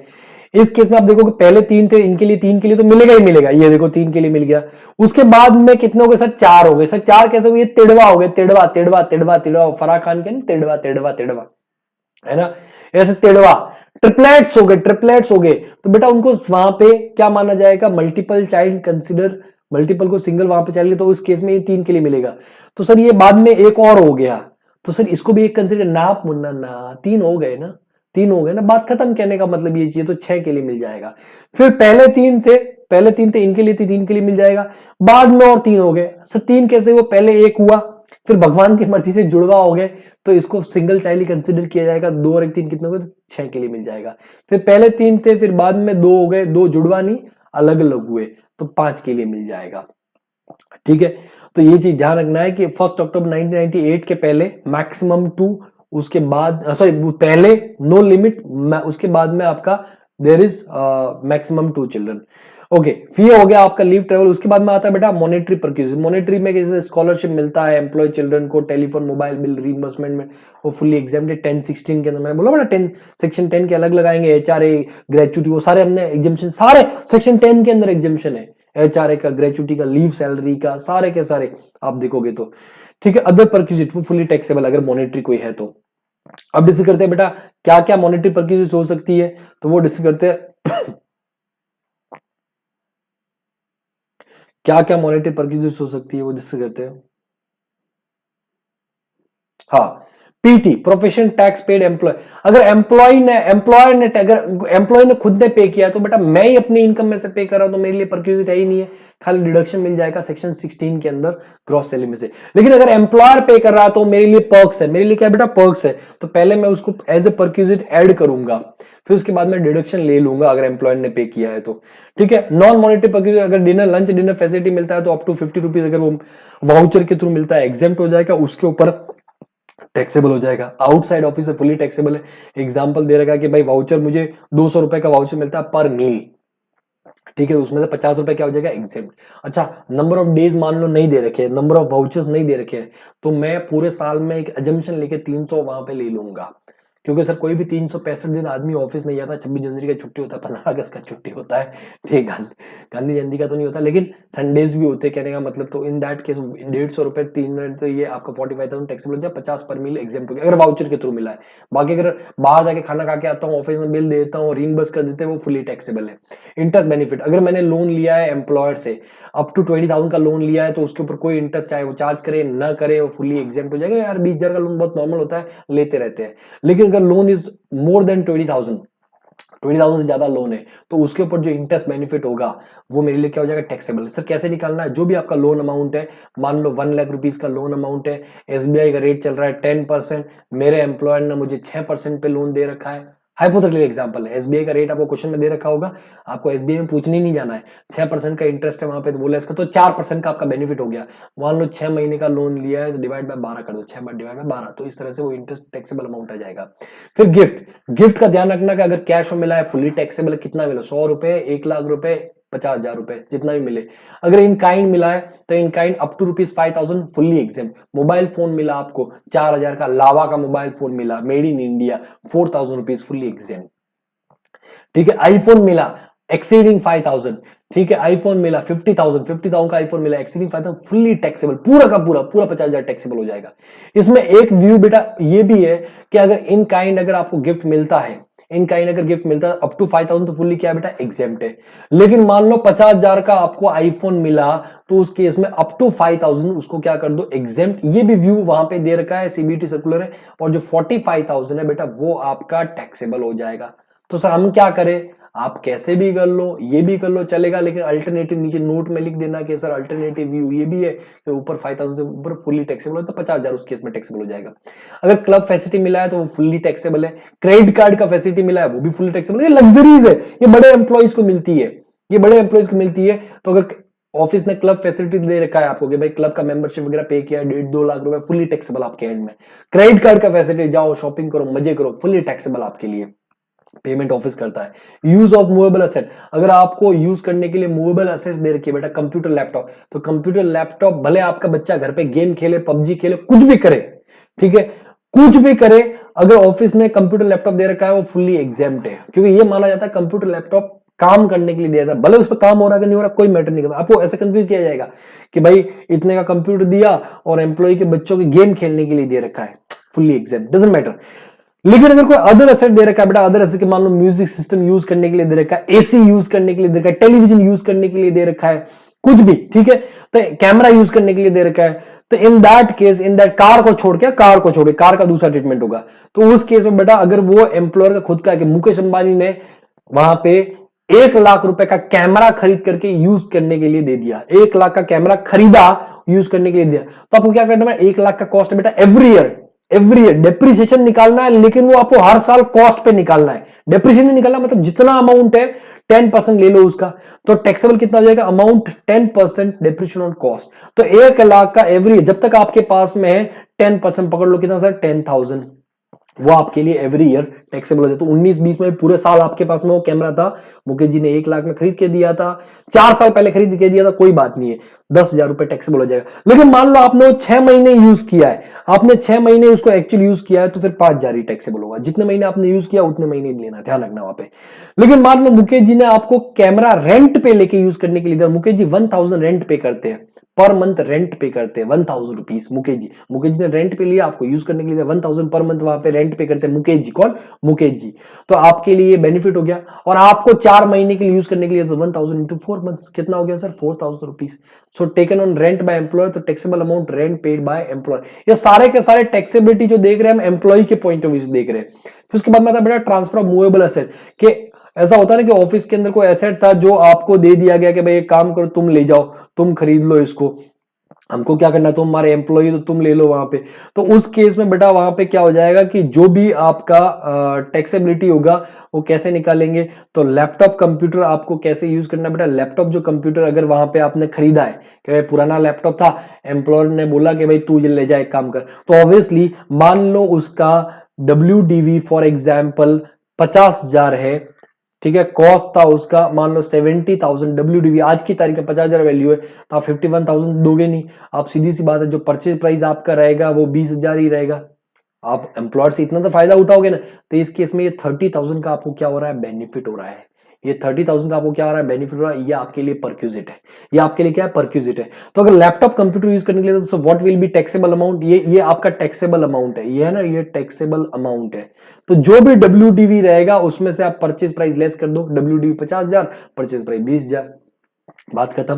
कार के केस में, कार आपने एम्प्लॉयर से खरीदी, WDV 3 लाख रुपए, परचेज प्राइस, कॉस्ट लेना बेटा WDV से कंपेयर करना है, परचेज प्राइस आपका 1,20,000, तो इन दैट केस 1,80,000 आपके लिए टैक्सेबल परक्यूजिट हो गया। अदर असेट, फर्नीचर, सोफा लिया है आपने, मान लो 10,000 का WDV है, परचेज प्राइस कितना है सर, 2,000, तो 8,000 का आपके लिए टैक्सेबल अमाउंट हो गया। समझे बात, मतलब ये चीज है। अब क्वेश्चन आता है सर ये सब में तो फॉर्मूला तो एक है, WDV मान लो परचेज प्राइस अलग अलग क्यों किया, बेटा जो WDV निकालने का तरीका that is a different case, ठीक है। इस केस में आपको लैपटॉप कंप्यूटर के केस में WDV निकालना है, डेप्रिस जो कॉस्ट है, कॉस्ट में से आपको 50% डेप्रिसिएशन लेना है एवरी ईयर के लिए, एवरी कंप्लीटेड ईयर के लिए। सर एवरी कंप्लीटेड ईयर मतलब कि मान लो आपने 1 जनवरी 2016 को खरीदा, तो आपको वो पीजीपी में डेप्रिसिएशन चार्ज करते हैं उस हिसाब से नहीं बेटा, यहां पे आपको साल कंप्लीट होगा 31 दिसंबर 2016, तो वो एक साल कंप्लीट हो गया, फिर ये एक साल हो गया, फिर 31 दिसंबर 2017 ये 2 साल हो गया, फिर 31 दिसंबर 2018 ये 3 साल हो गया, फिर 31 दिसंबर 2019 ये 4 साल हो गया। मान लो आपको वो लैपटॉप आपको मिल रहा है 1 जनवरी 2020 को मिल रहा है, तो बेटा आपको 4 साल का डेप्रीशिएशन, कितना, 4 साल का डेप्रीशिएशन आपको 50% के हिसाब से लेस करना है। तो मान लो 1 लाख का अगर कॉस्ट था फॉर एग्जांपल, तो 4 साल का डेप्रीशिएशन आप निकालोगे तो 50,000 WDV, अच्छा WDV मेथड से निकालना है, तो आप 50%, फिर उसके बाद में 50 ये 50% 50,000, फिर 50 बचा, इसका 25,000, 25 बचा, इसका 12,500 बचा, एक साल का और लेस कर दो, एक साल का और लेस कर दो, कितना, 6,250, तो 6,250 आपका WDV आ गया, और 3,000 में आपने खरीद लिया, तो 3,250 आपके लिए क्या हो गया, ठीक है, परक्यूजिट हो गया। लेकिन फॉर एग्जांपल यहां पे 1 जनवरी 2020 को ना करके सर, यहां पे मान लो 31 दिसंबर आने के पहले ही 30 दिसंबर 2019 को ही उसने आपको दे दिया, तो आप देखोगे ना यहां पे ये चौथा साल का डिप्रेशन नहीं लेना आपको, फिर 3 साल का डिप्रेशन लेना है, 1 2 3, 1 2 3 साल का डिप्रेशन लेना, क्योंकि ईयर चौथा साल कंप्लीट ही नहीं हुआ। तो every completed year depression should be calculated for full completed year and part of the year shell be ignored, 2 years 3 months, तो उस केस में 2 years 7 months 2 years 2 years 11 months तो 2 years, तो यहाँ पे भी देखो 2 years 11 months 29 days 2 years का ही depreciation, sorry 3 years 11 months 29 days 3 years का ही डेप्रिशिएशन लेना है। समझा बात? मतलब रेट 50%। वैसे ही आपको कार के केस में 20% रेट ऑफ डेप्रिशिएशन लेना है, डेप्रिशिएशन वैसे चार्ज करना, रेट 20% हो जाएगा। और अदर एसेट के केस में भी डेप्रिशिएशन वैसे ही चार्ज करना है, बट 10% रेट है, और यहाँ पे SLM फॉलो करना है। अदर एसेट, जो अदर एसेट्स है उसके केस में आपको क्या फॉलो करना है? SLM। कैमरा वैमरा बेच रहा है, सोफा बेच रहा है, तो SLM के हिसाब से आप डेप्रिशिएशन निकाल लो, 3 साल का 4 साल का, जो भी सिचुएशन होती है वहां पे। इस तरीके से आपको ध्यान रखना है। फिर उसके बाद में आता है बेटा rent free accommodation. Rent free accommodation, rent free accommodation में ध्यान रखना कि गवर्नमेंट एम्प्लॉयर अगर है, क्या गवर्नमेंट एम्प्लॉयर, अगर गवर्नमेंट एम्प्लॉयर की भाई RBI ने आपको दे रखा है, SBI ने आपको रहने के लिए क्वार्टर दे रखा है, रेलवेज ने दे रखा है, तो इन दैट के जो गवर्नमेंट रूल्स के हिसाब से जो रेंट होगा वो क्वेश्चन में दे रखा होगा, वो रेंट ले लो, वो रेंट ले लो, आपके लिए टैक्सेबल अमाउंट। भाई RBI ने आपको रहने के लिए घर दे दिया, गवर्नमेंट रूल के हिसाब से जो रेंट है वो 3000 पर मंथ है, और आप 9 महीने घर के अंदर रहे हो, तो खाली 9 महीने का जितना आपने यूज किया है, घर आपको भले पूरा 12 महीने के लिए दिया था, बट आपने यूज 9 मंथ्स के लिए किया। ध्यान रखना, घर आपको 1 जनवरी को ही दे दिया, बट आप वहां पे मार्च से, जो भी मतलब 1 जनवरी, सॉरी 1 अप्रैल को दे दिया आपको वहां पे घर, लेकिन आप उसको यूज जुलाई से करो, तो अप्रैल मई जून तो आप उस घर में रहे नहीं, तो आप 9 मंथ्स का ही रेंट लोगे, तो 9 into 3000। समझ में आ रहा है? ओके, तो वो गवर्नमेंट रूल्स के हिसाब से रेंट आ जाएगा। अगर आपको फर्नीचर भी यूज करने के लिए दे रहा हो, और वो फर्नीचर आपने अभी थोड़ी देर पहले हमने पढ़ा use of furniture, use of जो अदर एसेट था ना, अगर वहां पे अलग से उसको नहीं लिया है, तो आप एक काम करो, अगर वो फर्नीचर ओन, कॉन्सेप्ट वही, अगर वो फर्नीचर ओन बाय एम्प्लॉयर है तो 10% डिप्रिशिएशन कॉस्ट ले लो, और अगर फर्नीचर किराए पे लेके दे रहा है, तो जो रेंट पे किया एम्प्लॉयर ने, जितने महीने का, जितने महीने आप यूज कर रहे हो, अभी एम्प्लॉयर ने मान लो 12 महीने का किराया दे दिया, ठीक है बेटा, आपको 12 महीने का यहाँ पे रेंट नहीं ऐड करना है, आपको यहाँ पे ये देखो, ये ऐड करना है, ये सारी चीजें ऐड करनी, वैल्यू ऑफ फर्नीचर, ठीक है। आपको खाली 9 महीने को यूज करनी किया है, तो आप 9 महीने का ही वहां पे ऐड करो। 10% डिप्रिशिएशन मान लो 10,000 होता है, 1 लाख का कॉस्ट था, 1 लाख का 10% डिप्रिशिएशन कॉस्ट पे आपने निकाला, वहां पे 10,000 होता है कैमरे का, बराबर है, बट आपको यूज करने के लिए 6 महीने के लिए, तो 5,000 ही वहां पे जोड़ो, और आप लेस कर दोगे अगर आपसे एम्प्लॉयर कोई रेंट चार्ज करता है, तो पॉसिबल है, एम्प्लॉयर बोलता है कि मेरे को 1,000 रुपए हर महीने देना, तो 12,000 आप लेस कर दोगे, अगर 9 महीने के लिए तो 9,000 लेस कर दोगे, ये आपका आ जाएगा टैक्सेबल अमाउंट, ये टैक्सेबल पर्क्यूजिट आ जाएगा, ये टैक्सेबल पर्क्स आ जाएगा। फिर अगर आपको एम्प्लॉयर ने घर रहने के लिए दिया है, ठीक है, और वो अदर एम्प्लॉयर है, मतलब वो आपका वहां पे किसी भी तरीके से गवर्नमेंट एम्प्लॉयर नहीं है, तो इन दैट केस हाउस वहां पे ओन बाय एम्प्लॉयर है, तो 7.5%, 10%, 15% ऑफ सैलरी। सर 7.5%, 10%, 15% कब लेना है? वो पॉपुलेशन के हिसाब से, कि सिटी अगर मुंबई जैसी है तो 15% हो जाएगा, मतलब 10 लाख से ज्यादा पॉपुलेशन, 25 लाख से ज्यादा पॉपुलेशन है, पॉपुलेशन मोर देन 25 लाख तो 15%, पॉपुलेशन 10 लाख से ज्यादा है बट अप टू 25 लाख है तो आपका 10%, और पॉपुलेशन 10 लाख तक है तो 7.5%। तो सीधा मुंबई बोलता है, तो मुंबई का पॉपुलेशन ऑब्वियसली 25 लाख से ज्यादा है, अहमदाबाद 25 लाख से ज्यादा है, तो जो बड़ी बड़ी सिटी से 25 लाख से ज्यादा, आपको 15% डायरेक्टली ले लेना है, अदरवाइज आप पॉपुलेशन के हिसाब से देखो, ठीक है। अब बेटा इधर बात समझना, ठीक है, कि सर क्या क्या करना है आपको, तो सबसे पहले आप देख लो पॉपुलेशन कितना है, और पहले एम्प्लॉयर कौन है, गवर्नमेंट है कि नॉन गवर्नमेंट है, रिलायंस इंडस्ट्री लिमिटेड, तो सर बिल्कुल, और वो हाउस जो है वो रिलायंस का खुद का है, तो उस केस में मुंबई में दे रखा है 15% ऑफ सैलरी ले लो, सैलरी में क्या करेगा डिस्कस करेंगे, फिर उसके बाद में वही आप वैल्यू ऑफ फर्नीचर जैसे यहाँ पे किया ना वैसे ही कर लो, जो रेंट पे वो लेस कर दो, ये टैक्सेबल अमाउंट आ जाएगा, ये टैक्सेबल अमाउंट आ जाएगा। लेकिन मान लो रिलायंस आपको घर किराए पे लेकर के फिर दे रहा है, तो उस केस में बेटा 2 चीजें करो, ठीक है, 15% ऑफ सैलरी ले लो, स्ट्रेट फॉरवर्ड 15% ऑफ सैलरी ले लो, ये सैलरी वही सैलरी है जो यहाँ पे है, और रेंट पेड बाय एम्प्लॉयर, जितने महीने के लिए रेंट पे किया है वो आप ले लो, ठीक है, तो वो विच एवर इज लोअर ले लो, उसके बाद में वैल्यू ऑफ फर्नीचर का जो भी ऐड कर दो, तो ये आपका आ जाएगा सेम टैक्सेबल अमाउंट आ जाएगा, टैक्सेबल परक्यूजिट आ जाएगा। अब बेटा सैलरी के अंदर क्या क्या आता है, तो वो समझना जरूरी है अपने को। सैलरी के अंदर आता है बीबीसी मैड हो गया, सैलरी के अंदर क्या था, बीबीसी मैड हो गया, सैलरी के अंदर आएगा बीबीसी मैड हो गया, बेसिक सैलरी क्या आएगा बेटा, basic salary, bonus receive for current year, ठीक है, सी कमीशन, टर्नओवर फिक्स दोनों आ जाएंगे, ऑल मॉनेटरी इनकम जैसे कि जो leave salary during the course of employment मिलता है, gratuity during the course of, retirement वाला नहीं, जो ड्यूरिंग द, ये दोनों during the course of service मिलता है बेटा, फुली टैक्सेबल होता है, आपको पता नहीं फुली टैक्सेबल होता है दोनों। तो इन दैट केस ये भी मॉनेटरी इनकम्स ले लो। ऑल टैक्सेबल अलाउंस, जो भी टैक्सेबल अलाउंस है, जो भी टैक्सेबल, इवन जो पार्टली टैक्सेबल है, पार्टली एग्जेप्ट, पार्टली टैक्सेबल, जितना टैक्सेबल पार्ट है वो भी ले लो। डीए इन टर्म्स ले लो, ठीक है। ये सारी चीजें BBC mad magic basic salary bonus जो रिसीव ड्यूरिंग दे। अगर कुछ ने बोला है कि बोनस आपको 2016-17 का 19-20 मिल रहा है, वो नहीं लेना है बेटा। 19-20 का मिल रहा है तो वही लेना है, जो करंट ईयर में जो मिला है, ठीक है, receive for the current year, जो करंट ईयर के मिल रहा है वही लेना, और वो मिला है तो टर्न और फिक्स दोनों आ जाएगा, तो ये चीज ध्यान रखना। उसके बाद में बीबीसी मैट जब कंप्यूट करो तो ड्यू बेसिस पे आपको करना है, मतलब एडवांस सैलरी अगर मेरा है तो वो इस पीरियड का नहीं है ना, उसको नहीं लेना है। अरियर्स ऑफ सैलरी ये भी इस पीरियड का नहीं है, तो उनको इग्नोर कर दो। रिटायरमेंट बेनिफिट सारे के सारे हटा दो। GPL, gratuity, pension, leave, salary जो रिटायरमेंट के टाइम पे मिलता है उनको आप हटा दो। During the course of service मिला उनको आप ऐड करो। एम्प्लॉयर कंट्रीब्यूशन जो था, प्रोविडेंट फंड वगैरह, उनको इग्नोर करो, इंटरेस्ट वगैरह वो नहीं आएगा, ठीक है। BBC mat shall be calculated for the such period for which house is occupied, that I told you कि भाई रेंट भी आपको उतने महीने का लेना है जो ऊपर देखा, प्लस जो सैलरी भी निकालना आपको उतने महीने का निकालना जितने पीरियड के लिए आपने घर ऑक्यूपाई किया। For example, if the house is use for 1 April 18 to 30 जून 2080, मतलब अप्रैल मई जून, कितना, 3 महीना के लिए, तो उस केस में BBC mat shall be computed for 3 months only. ये चीज ध्यान रखना, बहुत इंपॉर्टेंट, रेंट फ्री एकोमोडेशन। उसके बाद में नेक्स्ट आता है बेटा कार। जहां कार है वहां मामला क्या है, बेकार है। चलो कोई नहीं, सिंपल है। चलो इधर आ जाओ। कार अगर आपको कार फैसिलिटी यूज करने के लिए मिला है, किसके लिए बेटा मिला, यूज करने के लिए मिला है, यूज करने के लिए, तो इन दैट केस अगर कार आप खरीद रहे हो, वो तो बता दिया मैंने कि अगर ट्रांसफर मोबाइल है उसमें बता दिया। तो कार अगर वहां पे फुल्ली ऑफिस यूज के लिए, भाई घर से ऑफिस, ऑफिस से घर, कहने का मतलब, ठीक है, और ऑफिस से काम के लिए बैंक जाओ, फैक्ट्री जाओ, फुल्ली एग्जेम्प्ट है। आपका क्या फायदा है, एम्प्लॉयर का फायदा है। अगर ऑफिस से घर, घर से ऑफिस के लिए, वो भी फुल्ली एग्जेम्प्ट है। इसमें भी आप टाइम पे पहुंचोगे, बहाना नहीं बना सकते कि ट्रेन नहीं चल रही है या फिर बस नहीं चल रही है या बारिश बहुत होगी, कहने मतलब ये वहां पे वो जीपीएस डाल के रख देगा।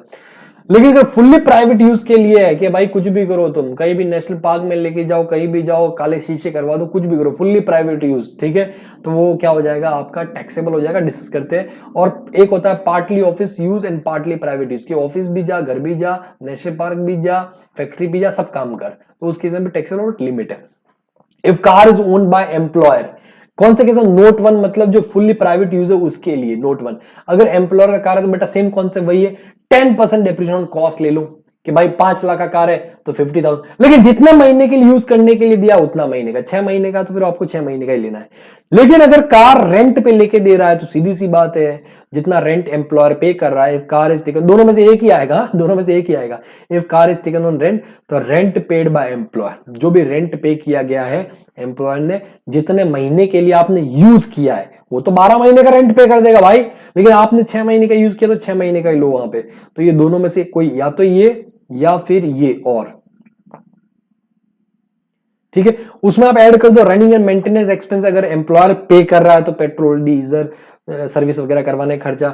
ड्राइवर का सैलरी भी पे कर रहा है तो वो भी आप, एम्प्लॉयर अगर पे कर रहा है तो वो भी आप ऐड कर दो, ठीक है। और इसमें से आप लेस कर दो अगर आपसे कुछ रिकवरी किया रहा है, amount receive from employer, employee, employee, employee, employee, अगर एम्प्लॉय से कोई अमाउंट अगर रिसीव हो रहा है तो वो आप लेस कर दो। आप अगर कुछ दे रहे हो कि सर ये 2,000 रुपए मेरी तरफ से महीने का रख लिया करो, वो लेस कर दो, बाकी आ जाएगा टैक्सेबल अमाउंट, बाकी आ जाएगा बेटा टैक्सेबल अमाउंट, ठीक है। Any expenditure like running, maintenance etcetera is paid by employee, then it will be ignored. अगर मैं खुद ही पे कर रहा हूं पेट्रोल डीजल का, तो फिर उसको जल्दी से काय को टैक्सेबल करूंगा मेरे एंड के अंदर, वो तो मैं ही पे कर रहा हूं। फिर उसके बाद में आता है बेटा पार्टली ऑफिस, पार्टली